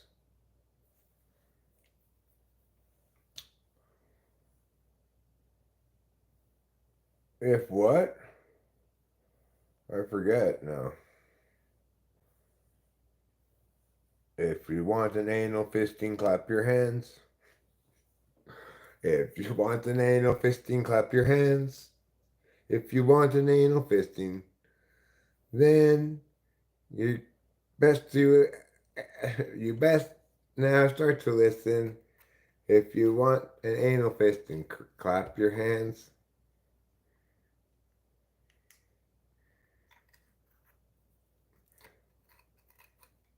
If you want bukkake on you, clap your hands.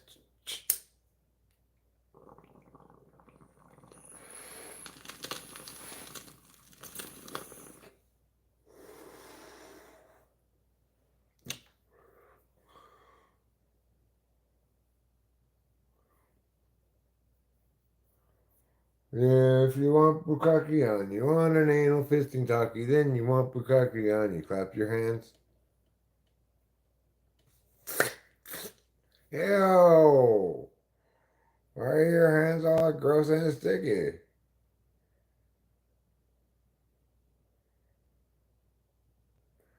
It's my name backwards. I could put it in the chat. Here we go. Oh. ssuartscire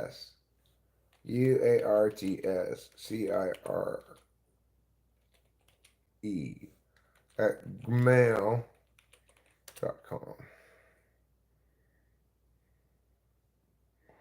I stopped smoking 2 years ago to get a county job. Can you take a big hit for me? Sure. I'm not just going to take this hit for you. I'm going to transubstantiate it from my lungs to your head. So you get all the impacts of it, whereas all the physical, like testable things about it, they go into my blood. So this is the best of both worlds. It's only possible because of my power as archpastor of the Aurorian Church and also archpastor of God's Big Heaven Church.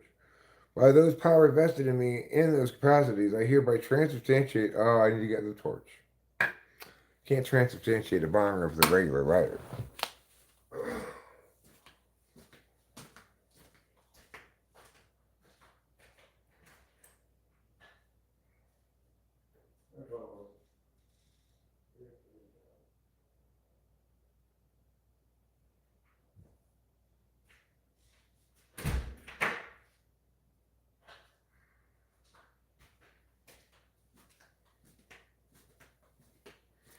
Anyway, in keeping with the powers vested in me, in my capacity as archpastor, as previously indicated, I hereby transubstantiate this bomber from my lungs to Andrew Kamak's brain.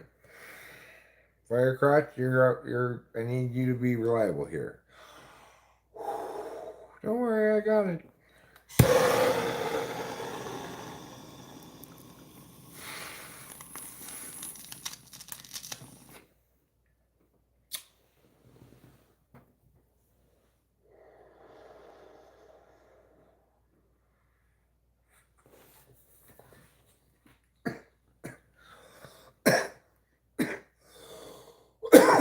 Well, good for me. I win the say your name right contest.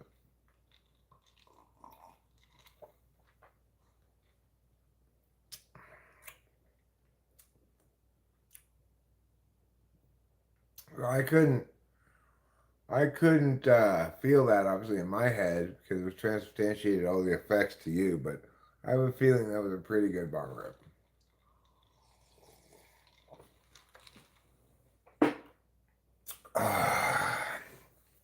And that's a pretty good drink too.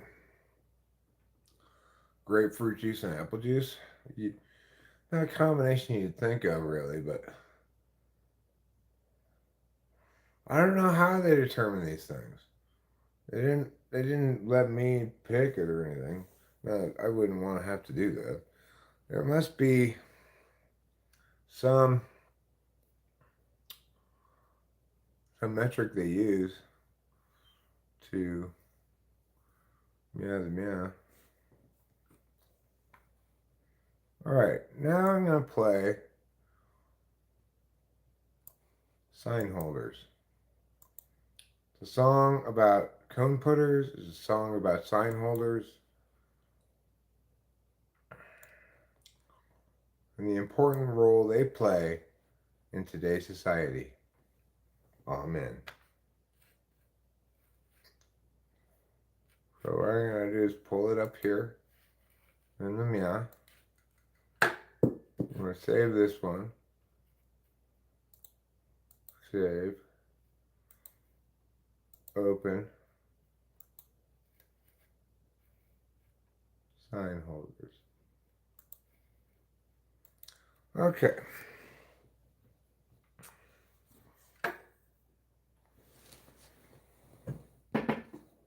Let's give it the old 1, 2, shall we? A 1 and a 2, like that.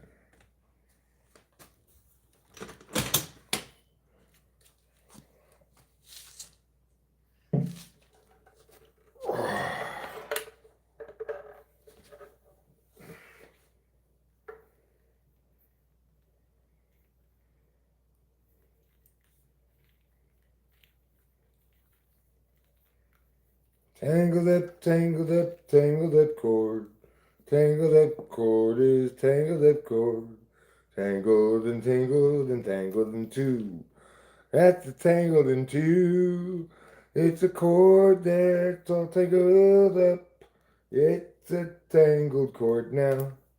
Then they're untangled all the cord and meow. I've got an untangled cord.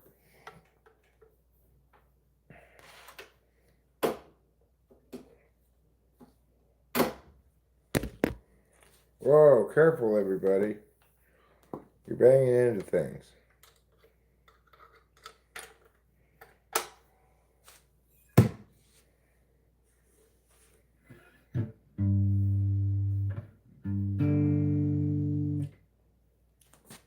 Okay.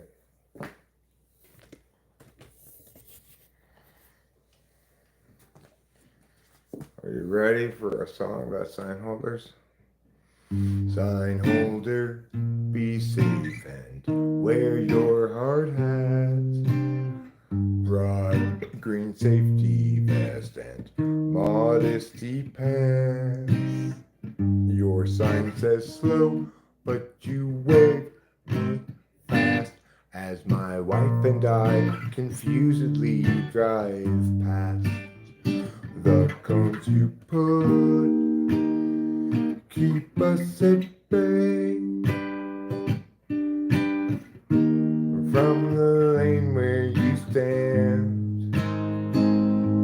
Today will be the day when you pour in the sand to mix the concrete up and keep the cars all the way.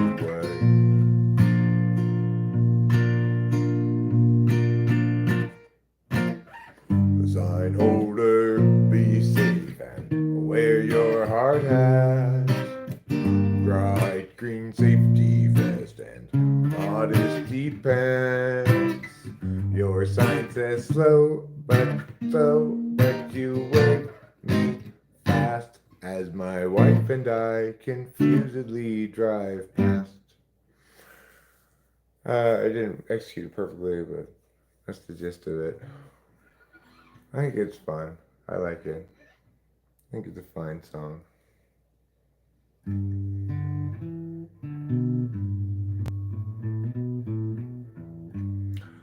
I got a cool hat, but you're too deep for that. Let me get my lyrics up for that other thing that I was writing lyrics. Where is? Over there. Oh, Eric. Will you ever grow up and stop being a silly boy McGilly boy? It's hard to say.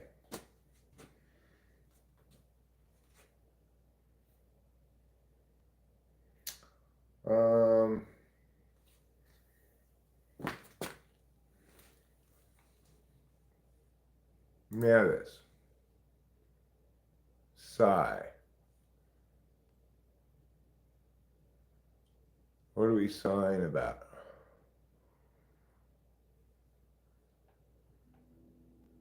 Dangling dangle trees. Yeah, that's it. It's a delightful new take on a seasonal classic.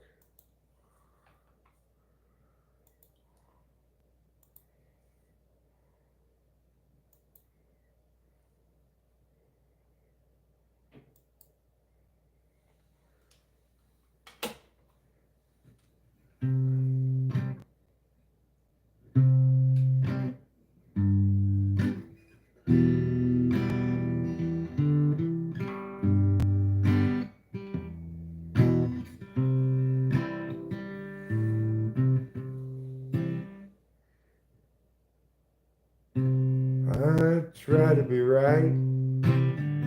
You want a real solution. I try to be right. You want a real solution.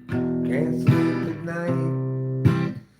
For you, there's no confusion. Don't know what I want. Huh. Well, I don't know. I'll have to work on this another time. But I might try to make a song of that. I was thinking I might try to pull a Brian Wilson and make a bunch of so-called hamburger songs and see what happens. Me and a bad dress, you're back again. What are hamburger songs? Well, they're basically a little bit more than freestyle songs, but they're not.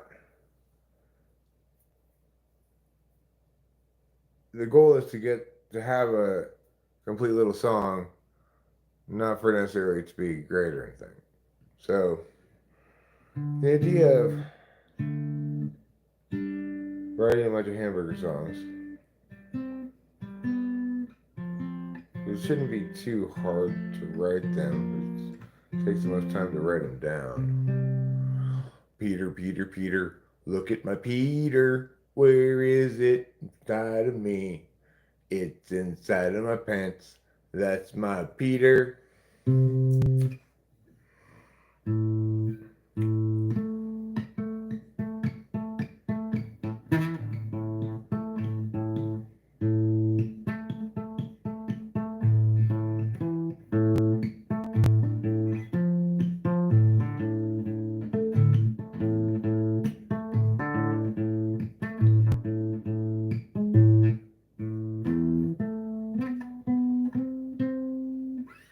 Okay, everybody. I want you to know the sad, sad story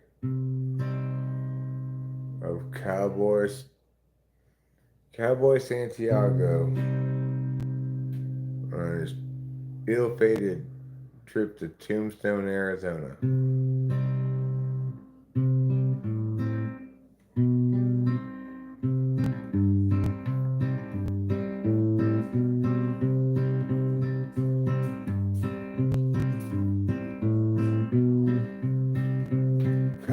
boy Santiago came to town.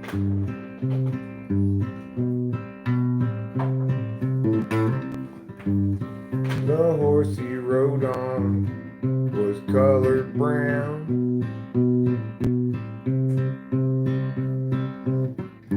People looked at him askance as he rode down the dirt road.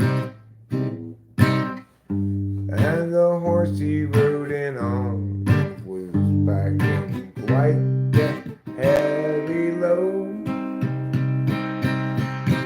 Santiago the cowboy thought himself fast with the gun. He swore that if it came down to it, he could outshoot anyone. He'd heard about the bad reputation of Tombstone Town, but he was not sure himself gonna be the one put into the ground. But Santiago hadn't really done a census, and if he asked around, he'd have surely learned that there was quite a broad consensus that the fastest gunman in town was not Santiago at all. It was a somewhat famous guy. You may have heard of him. It was Billy the Kid.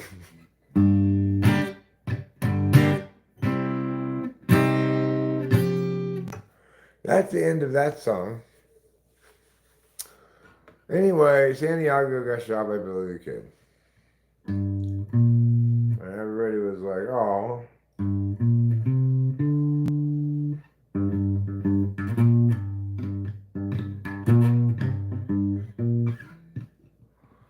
Guitar, guitar, guitar.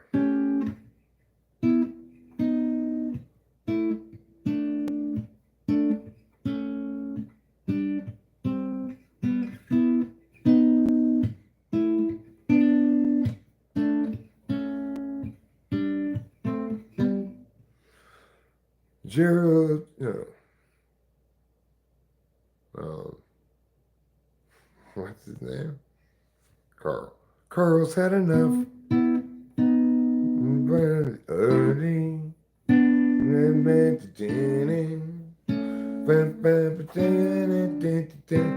Carl's had enough.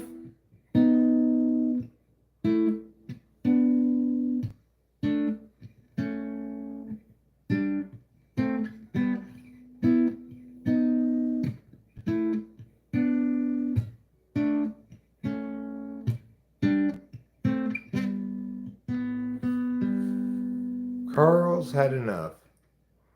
You know that?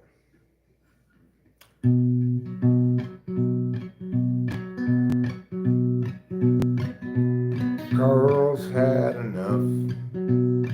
His patience has run out and Carl's had enough. It wasn't really ever in doubt, but he finally reached his breaking point today. He's had enough of all the stuff you say. He would like it if you'd go away, but he's resigned himself to just getting mad. Yeah, Carl's had enough.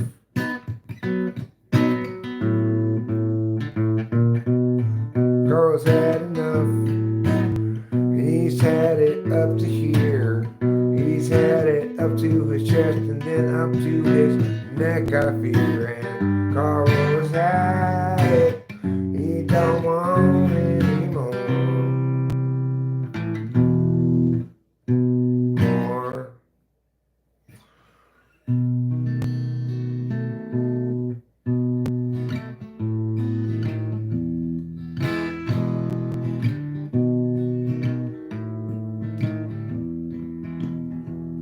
If a week from now we're an open flower and tomorrow afternoon a bee, nature would never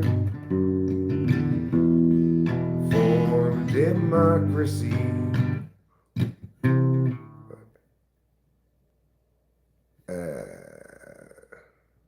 What's the next lyric? That time before that we remember was something you complain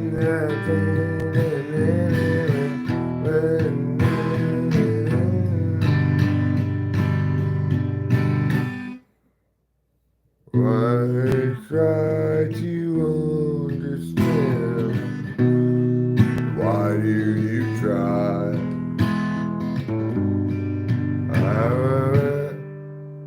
Any of those equations, something like that.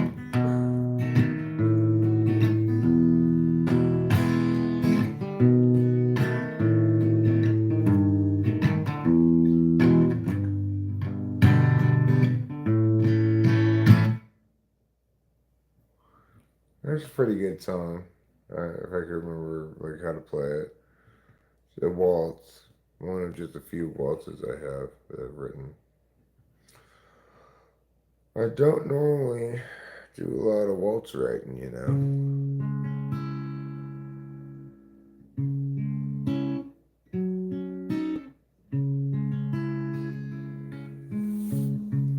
It's the second night.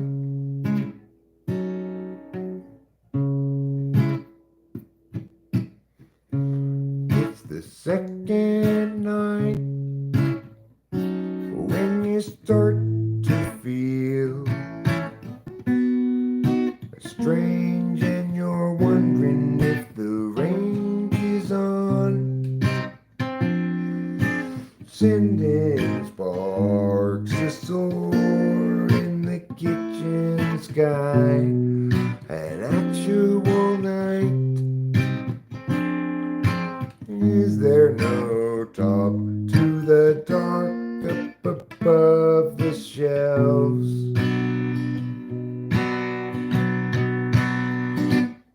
Where she stores the track above the sleeping forms of vivid mind figurines of Western lonely types. They lie beneath a million running suns. They're rugged and they're done with. What am I doing wrong here?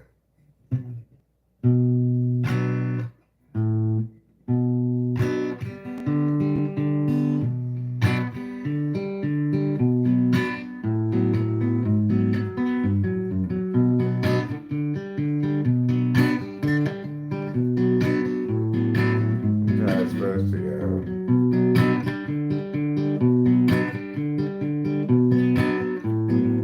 Okay.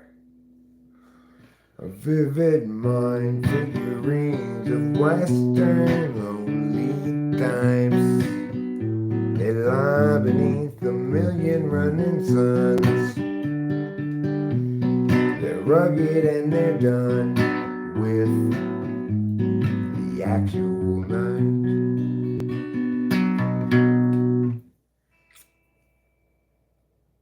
I'll just trim this thumbnail here. Starts catching on the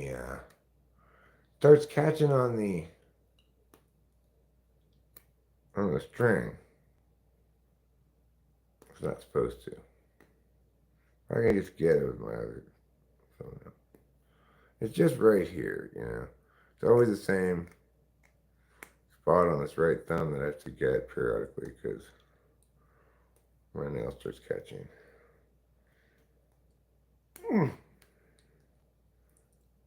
Go away, Ferno. Okay, that might be good enough.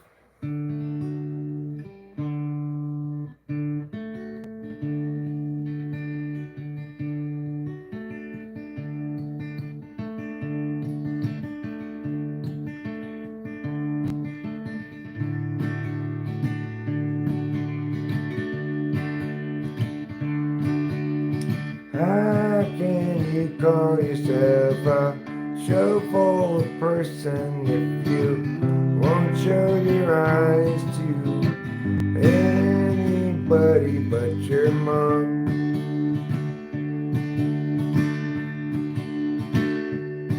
If the eyes are the windows to the soul, why do you always have the curtain closed? What kind of shady stuff are you hiding behind your house? And how many times have you come out?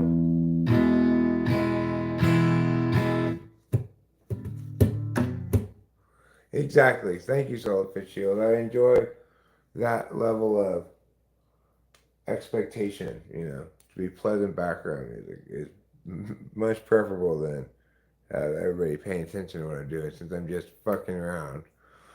I'm so thirsty though. On a scale of 0 to oh my god, I'm so thirsty. How thirsty am I? Oh my god, I'm so thirsty. Oh, good news, everybody. I still have my drink over here.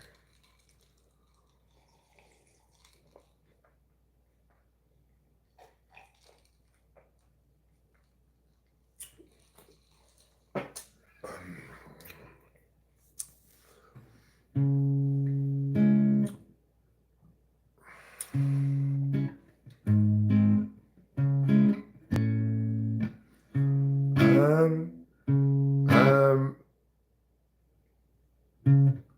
1862. That was the year, it's true, that I was born.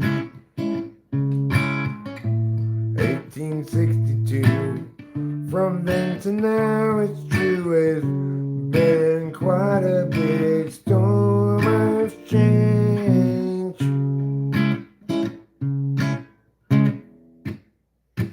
I'm the oldest man in Mariposa, and I'm the oldest in the USA.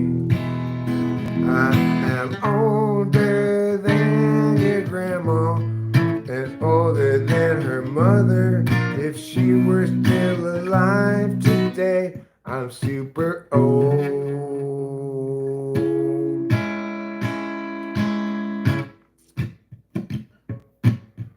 In 1870, I was 7 years old and looking kind of dapper in my brand new coat that I got because I was now formally considered a man. Times were backwards, and what can I say?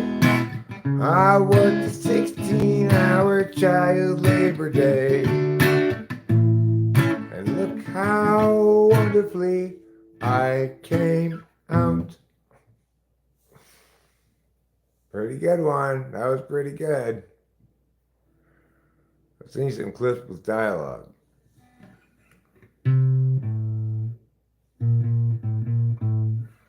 Here is a clip, it's filled with dialogue. What will you send me back?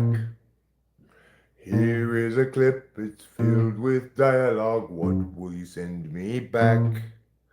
I would like an episode 2 of a thing that you know true. I would like to see it with my eyes. There you go. It's a great, another great song for everybody. Another great song.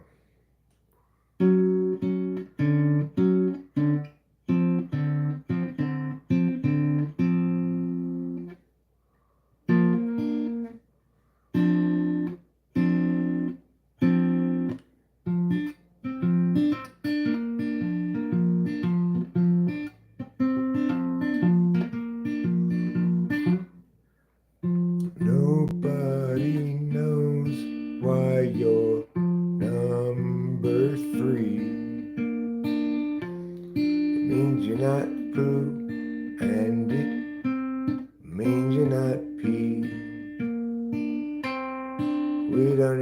talk about the thing that it means you are.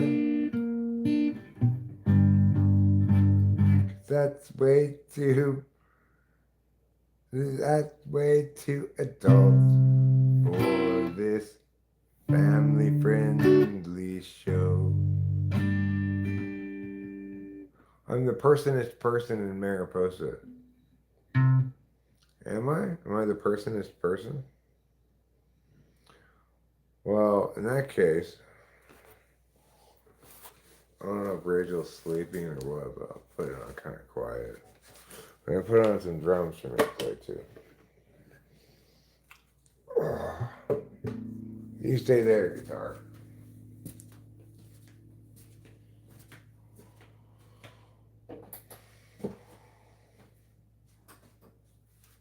Okay. Style.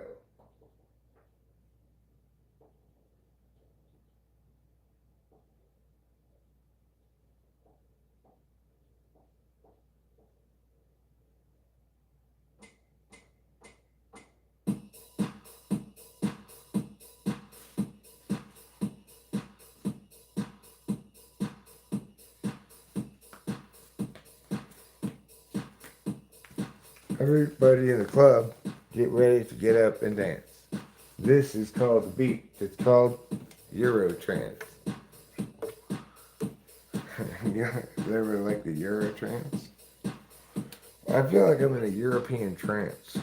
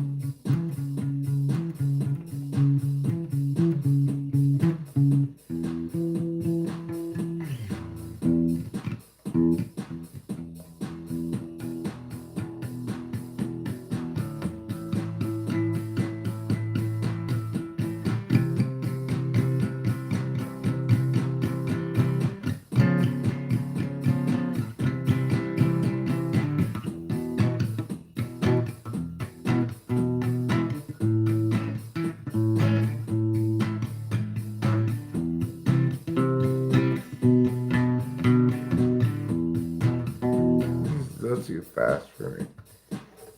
I'm a little bit too frantic sounding.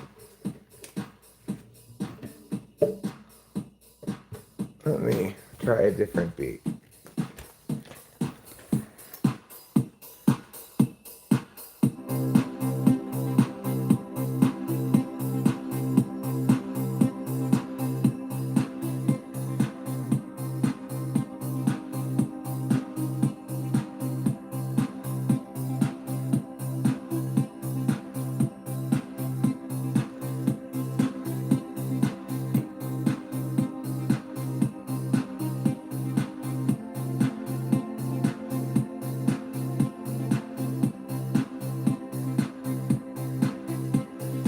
Everybody, rise to your feet.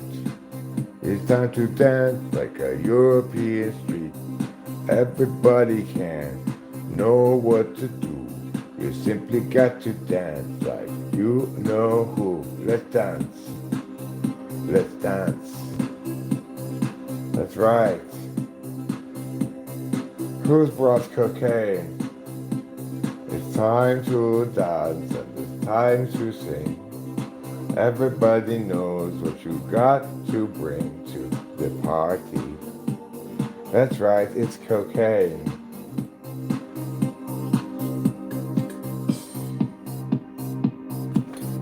Now is the part of the party when we dance. Here in Eurotrance. If you are not in a European trance, transfixed by croissants and train travel, und the disco, the discotheque in Stuttgart, this song is for you.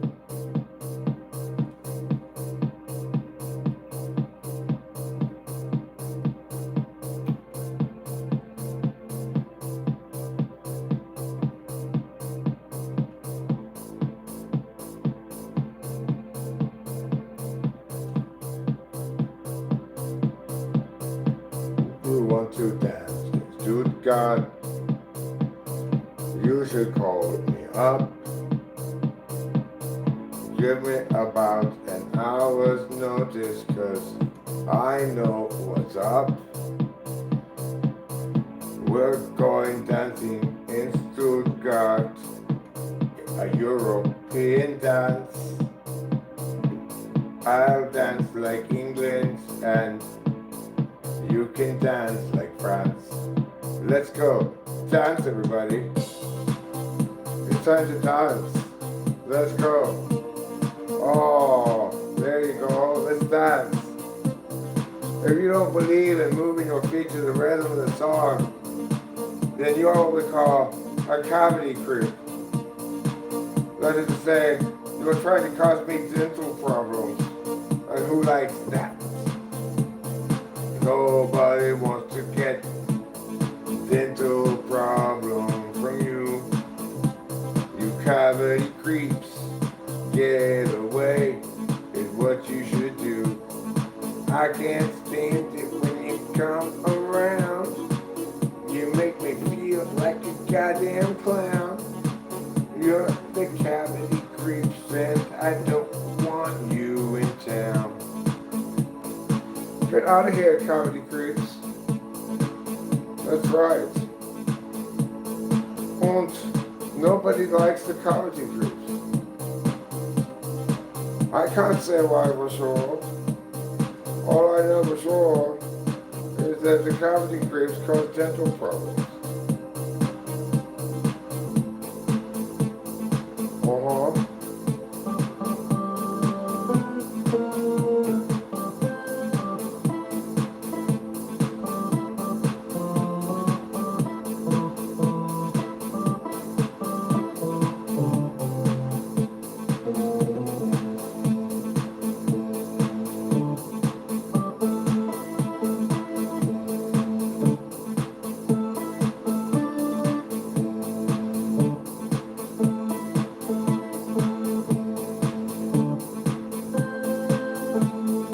Uh-oh, here come the cavity creeps.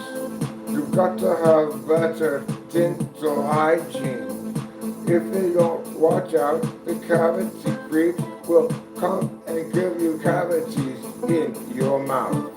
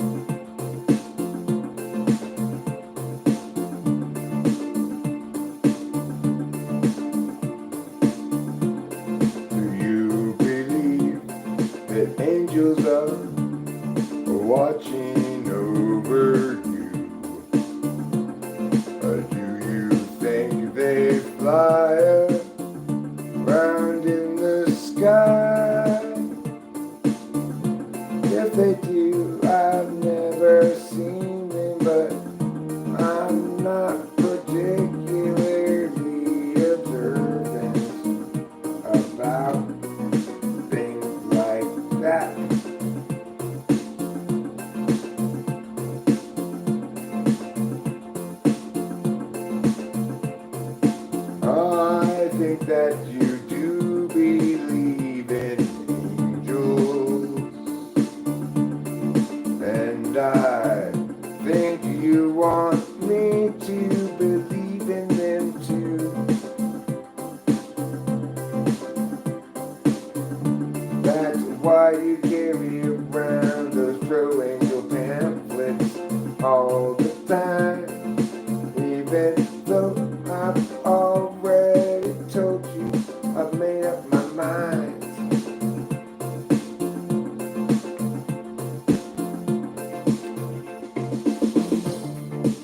Angels are real as my heart. Ooh yeah. Angels carry me around when I'm in a baby cart, because I can't walk due to osteoporosis.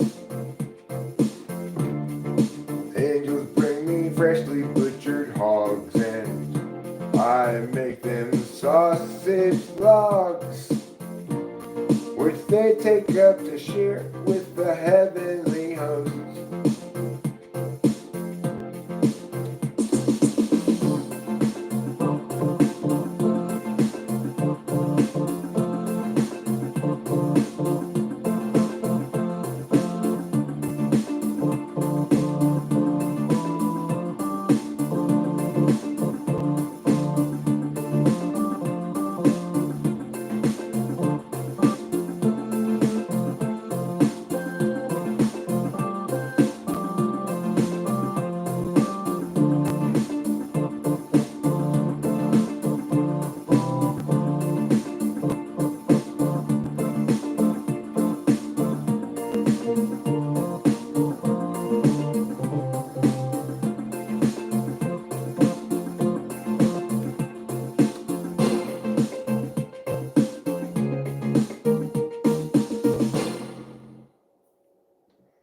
Pretty exciting ending.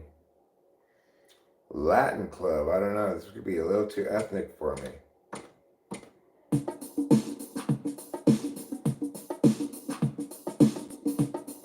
Hey, Holmes. Welcome to the Latin club.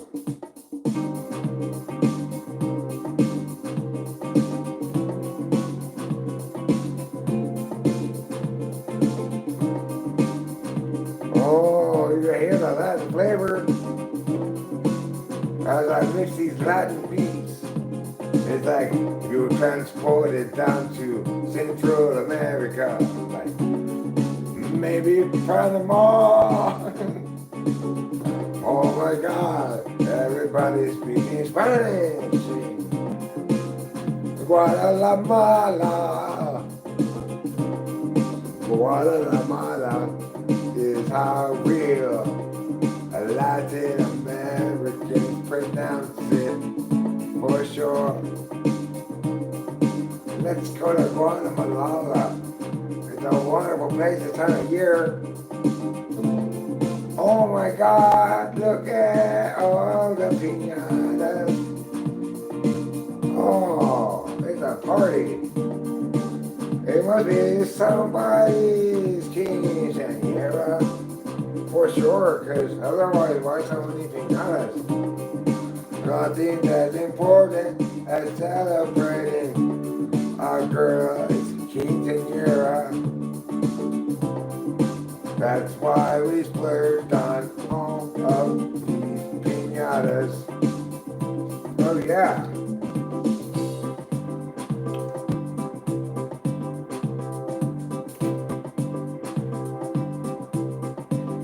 Oh, now it's your turn to get the piñata. Don't miss. And I see this piñata's filled with piping hot flan. This is your favorite. Try not to get any of the piping hot flan on your skin. You could get a very bad burn from that. Okay, Pedro, your turn to hit the piñata. Come on over. Oh, is it my turn? Oh, see, Pedro, it's your turn. Here's a stick. I found it in the forest. you're gonna hit the piñata with it. Oh my God! Is this a real forest stick? I never seen a real forest stick before. Just hit the piñata, Pedro. Okay. Andy Pedro got his stick. Hey, swung at the piñata. And he hit it with all of his might. He hit it even harder. And Pedro felt a satisfying thump as his stick made contact with the piñata. And then a squirty splatty sound and popping hot piñata flew directly into his eyes. Ah! Ah, my eyes were filled with foam, said Pedro. Perhaps you could, I don't know, scrub my eyes with the hose from the lawn, said Pedro. Maria came over and she's like, are you sure you got fun in your eyes? And I was like, I know I got fun in my eyes. I can taste it with my eyeballs. She's like, you can't taste fun with your eyes? Fine, here, you could pour my cerveza in your eyes if you want. It's coldish. Okay, fine. And then he poured the rest of the cerveza in his eyes. And then he drank the rest of the cerveza. He's blind to this day.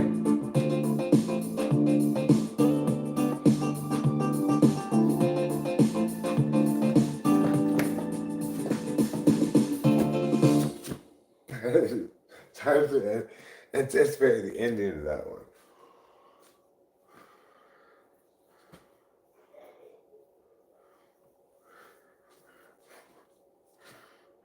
Let's see what else we got here.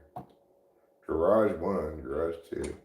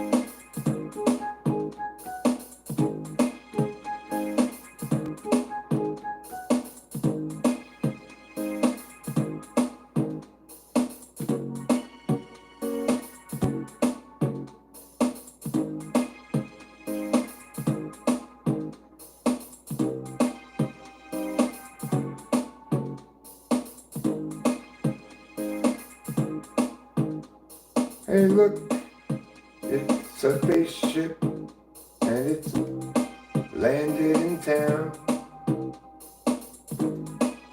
I guess this means that we won't be able to clown around. Now that the aliens are here, everybody's gonna be all weird. And they're gonna act like they got to impress them. But don't worry, baby, I'll stand by your side. And if the aliens take you away, then I'm along for the ride. If they try to probe us, I'll say, probe that guy over there instead. And hopefully they'll listen to me and we'll be fine.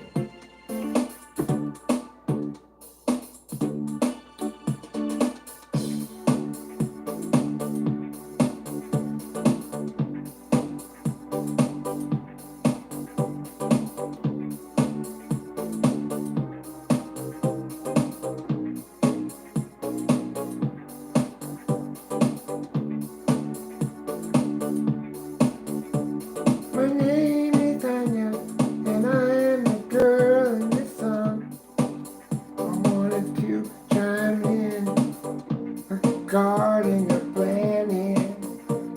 friend. Did you just call me your friend? I meant it because if I'm that way, I know we are in a relationship. But I have some qualms about your plans. Well, what kind of qualms? I'll tell you right now. Don't you want to know? I sure do. Well, I'm thinking that what if there isn't another guy there? And what would you do since your plan is to recommend someone else? Well, in that case, wait, I'm not done. I've got more concerns. Okay, iterate them. I will. My name's Tanya again. For example, you assume they just want a probe. But what if they want a frontal lobe? And you're like, hey, go ahead and take hers. Cause mine's coming up with all these great plans. And we certainly can't afford to lose my brain. Oh my God, Tanya, I would never say that out loud at all. Ha! But there, I caught you. You are thinking about that. Well, I mean, you gotta respect my self-preservation. I don't know if you really deserve not to be a victim of invasion from aliens. After all, in this hypothetical, we are cutting off part of the brain, and I don't want my own brain cut off. And sure, I think you're great and everything, but oh my God, Daniel Donaldson, I cannot believe you are so selfish. I thought you loved me, Danielson. What's going on? It's like an alternate universe where you were throwing me to the wolves. It's like red meat. I'm a person too, Daniel Donaldson. Don't you respect me? You know, if I was on that spaceship and I had my chance, I'd just say, fuck it, do us both, aliens. And maybe it would turn into some kind of super sexy orgy. And we'd end up having a blast. You can't deny that's a possibility, 'cause you like weird things done to your ass. Well, that's true. I am Dan Donaldson, famously fond of having things in my butt. You are famous for that.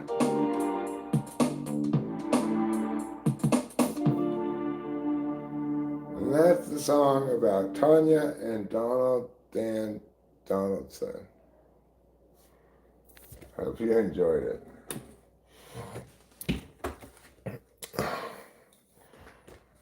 Oh, that Dan Donaldson. He's always getting into trouble.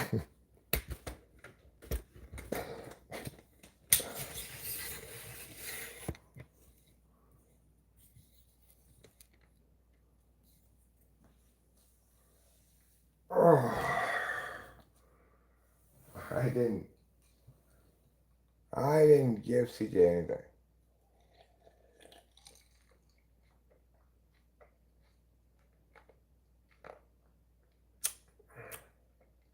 I just accurately reported on what type he was.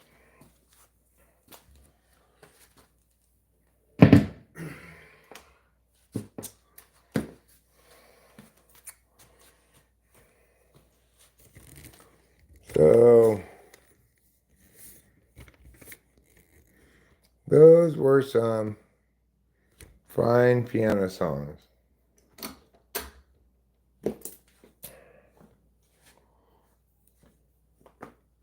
I hope that you just pause for a moment and say, wow, I am so lucky to to have been here to hear those amazing piano songs. Who knows if a night like this will ever happen again? Eric almost never plays the piano. Well, friend, that's not really true. I play the piano quite a bit these days. It's fun, you know. It's fun till Daddy takes the T-bird away. So just keep Daddy occupied so that he's not inclined to take the T-bird away. It should be fine.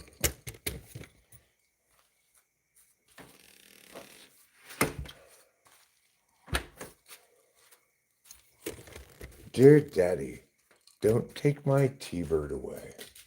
That's totally rude of you. Hold on a sec.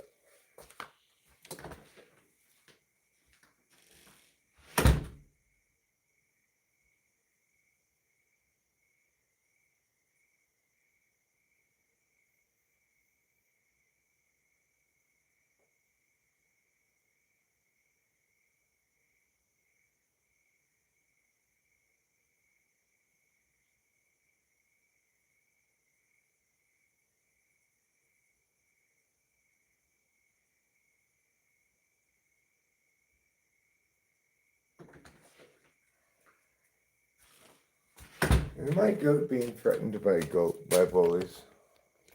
I didn't know that. I'll have to keep an eye out for that.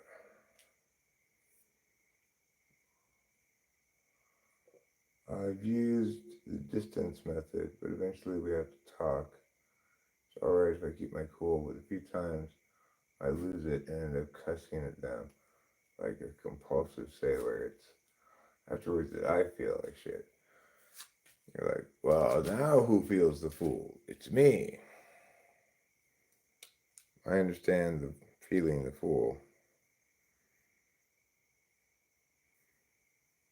Have the normal relationship with associative triggers for memories that an SI conscious person has. Unfortunately, it's like every SI memory that gets triggered is a bad memory, it seems like.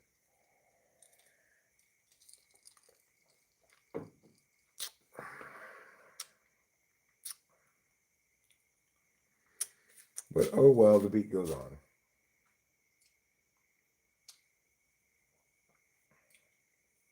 And everything's going to be fine.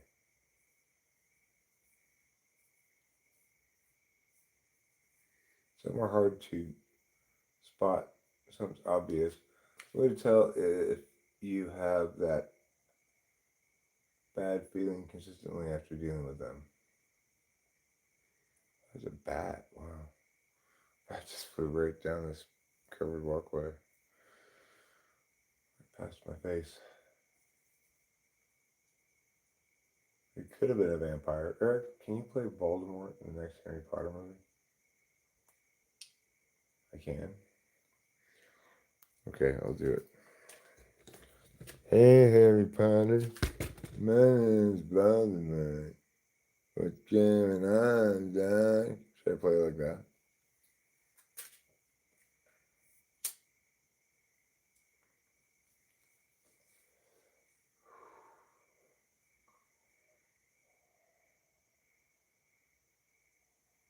Alright, that seemed rude for your age. It really is nice. I don't even know what you're referring to. It might have been rude. Not sure what you said. Did I read it already? Was it about Baltimore? I'm not sure who said that. Well, I've got my barbecue here to put away now that it's cooled off. I made a fire of collected some sticks, and I had a couple of chunks of wood, and I made a fire that burned quick and hot, but was good for cooking the 3 sausages that I wanted to cook. So I move it out here so that it's nice and fire safe, and also so the smoke doesn't get onto the house and make it sit covered or whatever. I normally would have moved it out a little further. I wish I had, but it is good enough, I guess.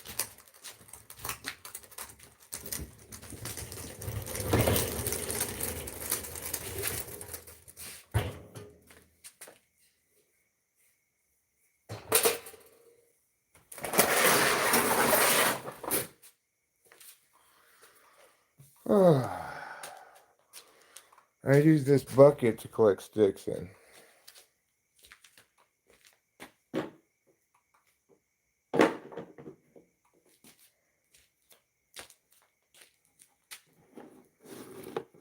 It's a stick bucket. It doesn't go out front though. It's actually a rock bucket. I repurposed it to put sticks in it, but to be perfectly honest, it's a rock bucket.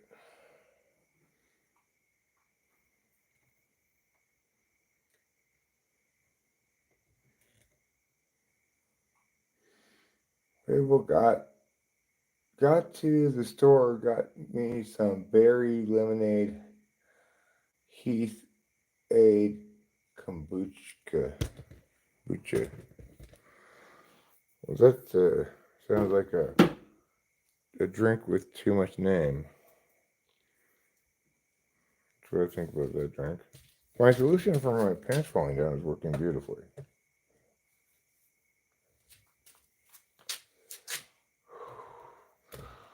I just tie the string to the shirt and voila. Voila, as the French say.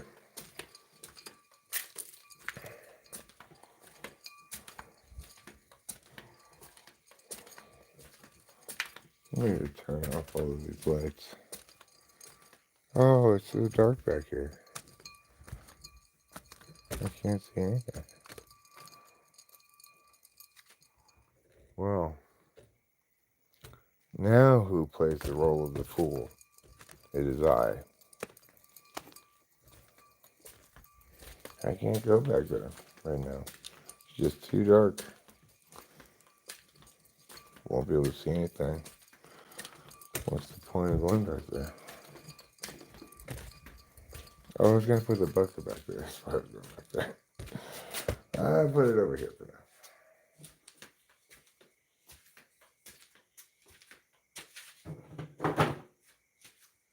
I'll get that later. Don't worry.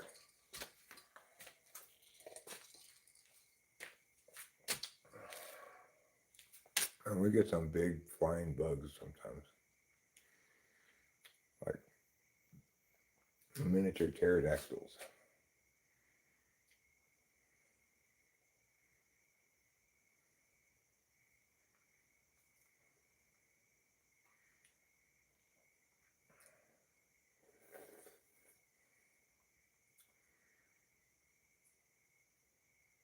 What comes before F?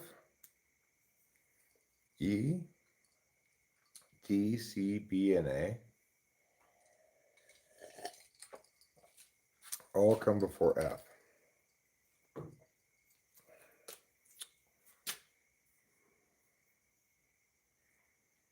But when I say F, I mean the abbreviation for the word effort. Because I preach effort, right? If you've got problems in your life, you need to direct more effort towards it. F is always call it. Just give it the F. Just do it. You got to do harder. Don't think, don't worry about it. Just do more and do it harder. Tell me how that works out for you.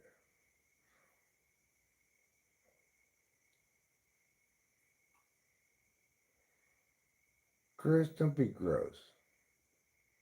Okay, this is a family show. A family show filled with good, wholesome life advice, such as, hey, be good to yourself. Try not to hate yourself. You deserve your own love.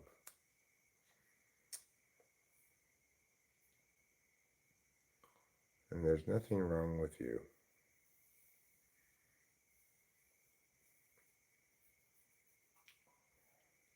There may be something wrong with your haphazard, unplanned approach to pond making.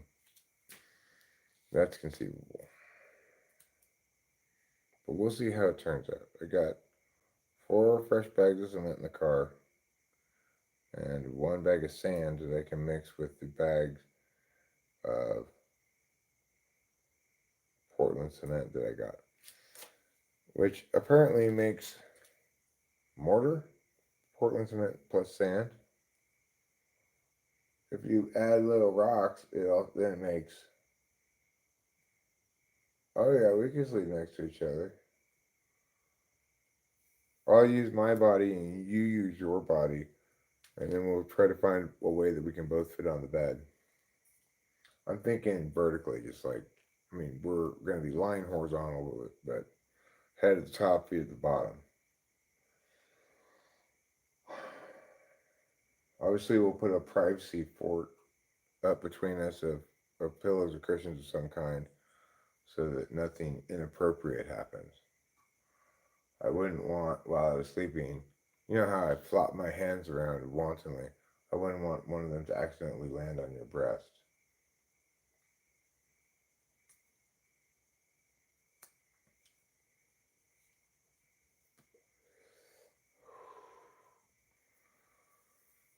Like every good Amish person, Rachel and I are waiting till our 5th wedding anniversary to, you know,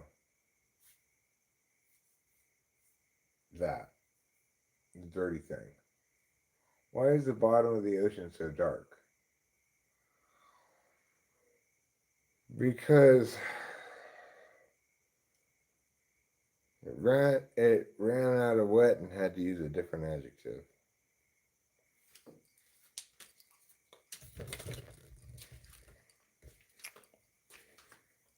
How's that for an answer? Is it because things that live under that much pressure don't deserve any light? Pressure junkies. That's what I call deep sea creatures.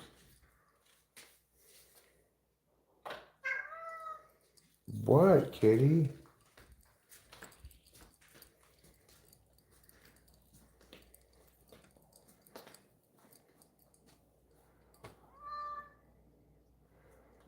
Yeah, it's me. I'm here.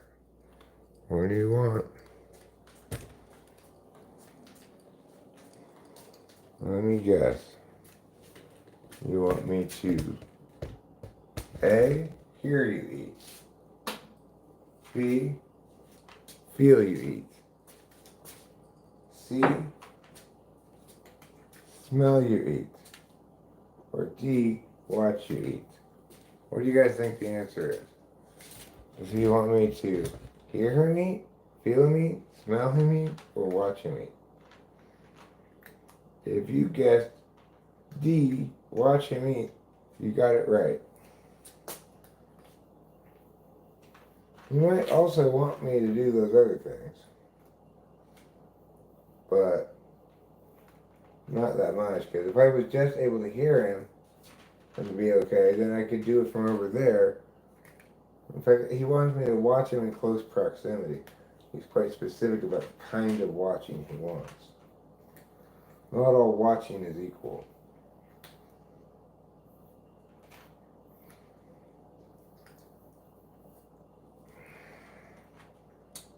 Well,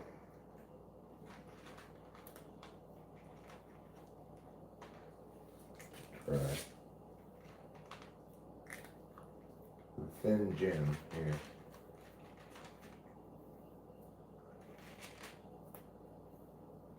The thin teeth.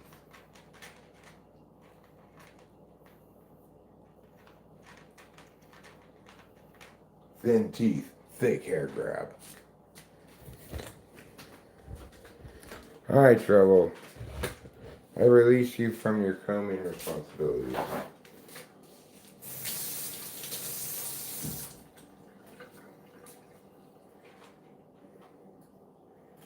Get all this hair off of this. As per? That's right, yeah.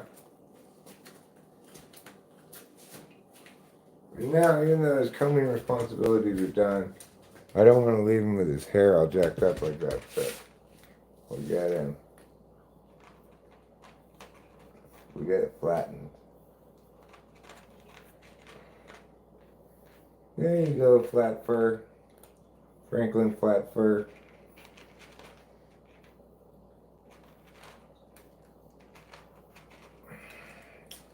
More hair, of course. But just trying to flatten your fur and you're giving me a whole new coat.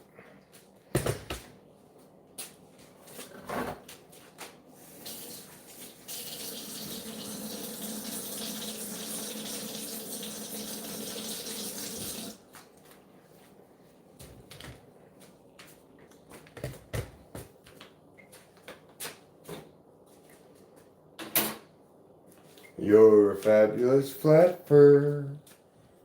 Yes, your fur is so fabulous flat. I'm just petting you, just chill. God. My cat. It's like, this is not your allotted petting time.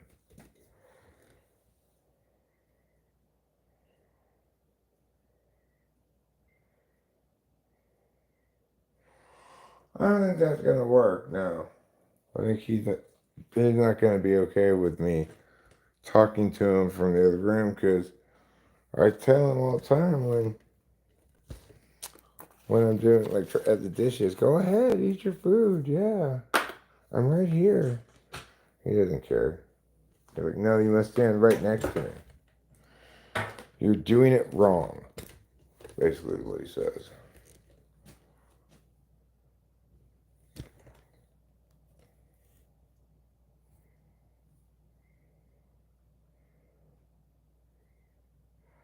That sounds kind of interesting, solid fit shield. I like the Y-Files too. But I kind of burned out on it. I don't really watch it anymore. I'll bring my drink outside if I can find it.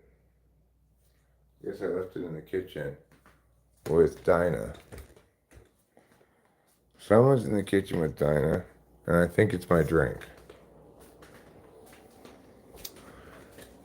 Oh, si, senor. Here's your drink.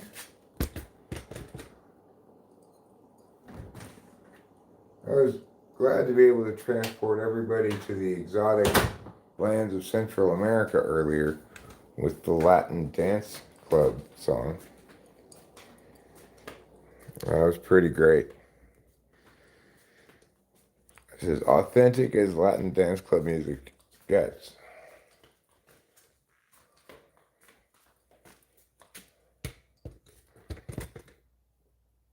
¿Dónde está la biblioteca? It's one of the hit songs in Mexico right now. Sure, I know that's North America, not Central America, but that's not the point. They're both Spanish-speaking places.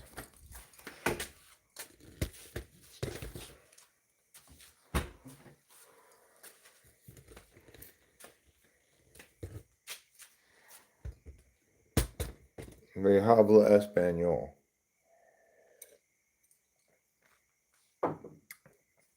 With their linguas.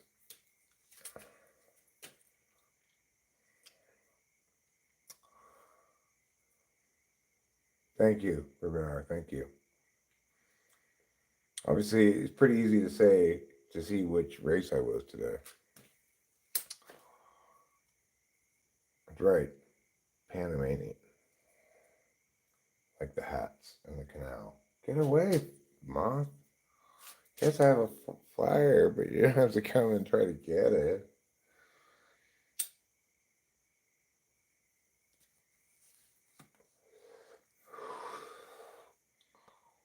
I was just kidding, Lamau. What were you just kidding Lamau about? Sacre bleu, what boy is.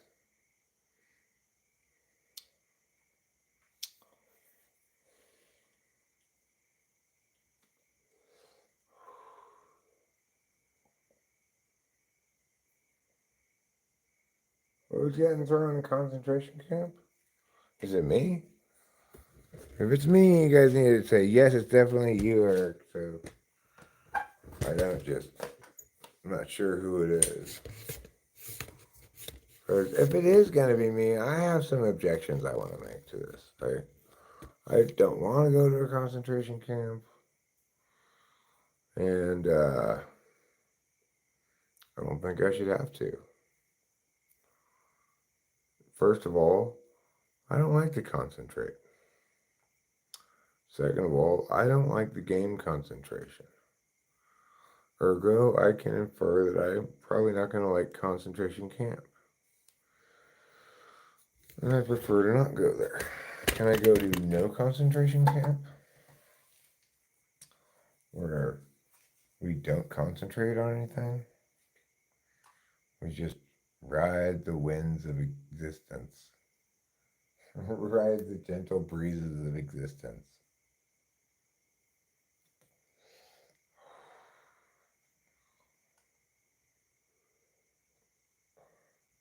It'd be a terrible naming decision if somebody wanted to start a school specialized in developing memory and memorization techniques, and he called it concentration camp.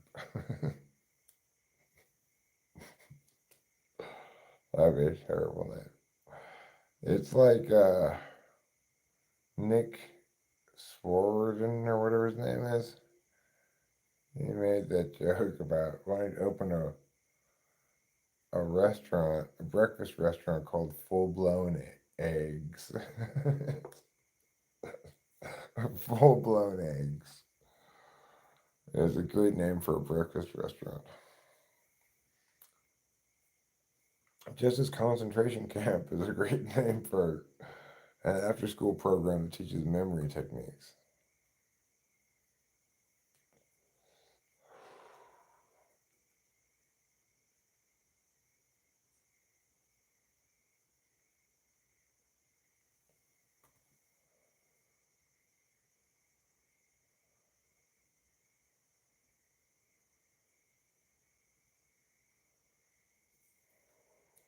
Well, I feel pretty sleepy. I'd say on a scale of 0 to sleepy, I feel sleepy. But if there's more above the scale of sleepy than sleepy, like very sleepy, extremely sleepy, almost asleep, and asleep, I'm still only at sleepy. It's a good kind of sleepy. It's a worn out kind of sleepy from doing a lot of stuff today. What did I do? I don't know. A lot of stuff, I guess. Is today Tuesday? I guess I didn't type anybody today. That must have been yesterday. I did a lot of ponding. Went to the casino. Lost. But you know, Vegas plus two chances combined, I lost less than what I had set aside to lose in Vegas. So it's fine. And I got concrete and sand.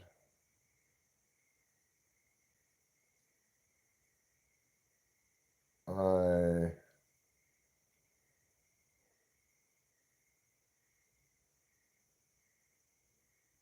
live streamed. I'm live streaming right now.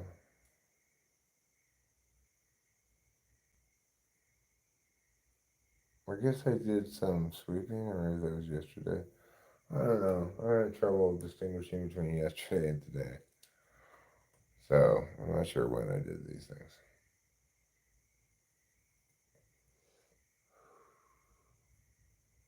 Hi, Trouble.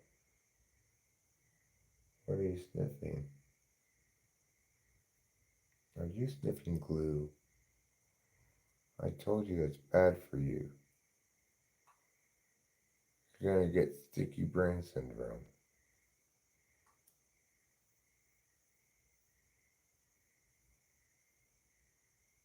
Listen, kids, friends, adults, important persons, don't start sniffing glue. I know it smells good, but you don't need all that glue in you. Your organs might stick to each other. You never know what could happen.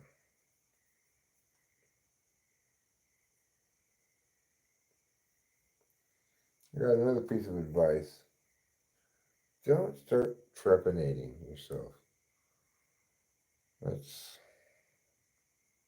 crazy and weird, and that who knows why people would want to do that, but sometimes people do that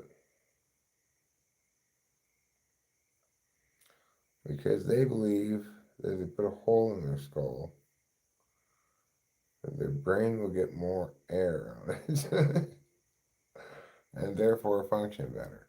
The problem with my brain in my skull here, obviously, is that it doesn't get enough air on it. Why? Like, oh, what are they thinking? No, really, it's amazing. Transformative experience. I'm sure it's transformative. You used to not have a hole in your head. In that regard, it has transformed you. But I'm pretty sure our brains don't need an air intake. Since none of us have them naturally. But anyway, I would advise against trepanation. If your friend says, "Hey, me and the guys are going to trepanate this weekend. Do you want to participate?" Say, "Fuck no, I don't want to."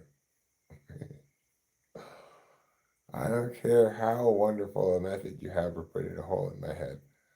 No, thank you. Just be firm but polite, you know. I respect your trepanation. I think it's great that you guys are doing this. I'm really looking forward to talking to you after you're done and seeing if you have brain damage. But I don't want to participate. That's how you respond if you've got trepanating friends. Oh. All right, pretty soon in this stream we go to bed.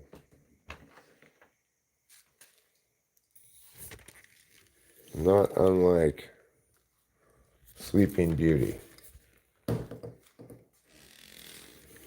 They don't include that in the story, but right before she went to sleep, she was live streaming.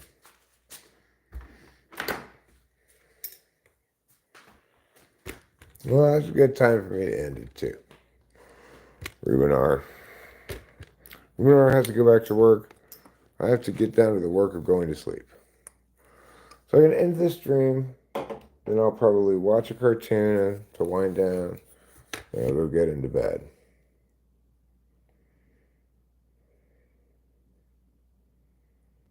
I really like the Tiffany emoji. It's great.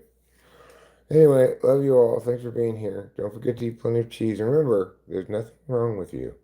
You're okay just the way you are.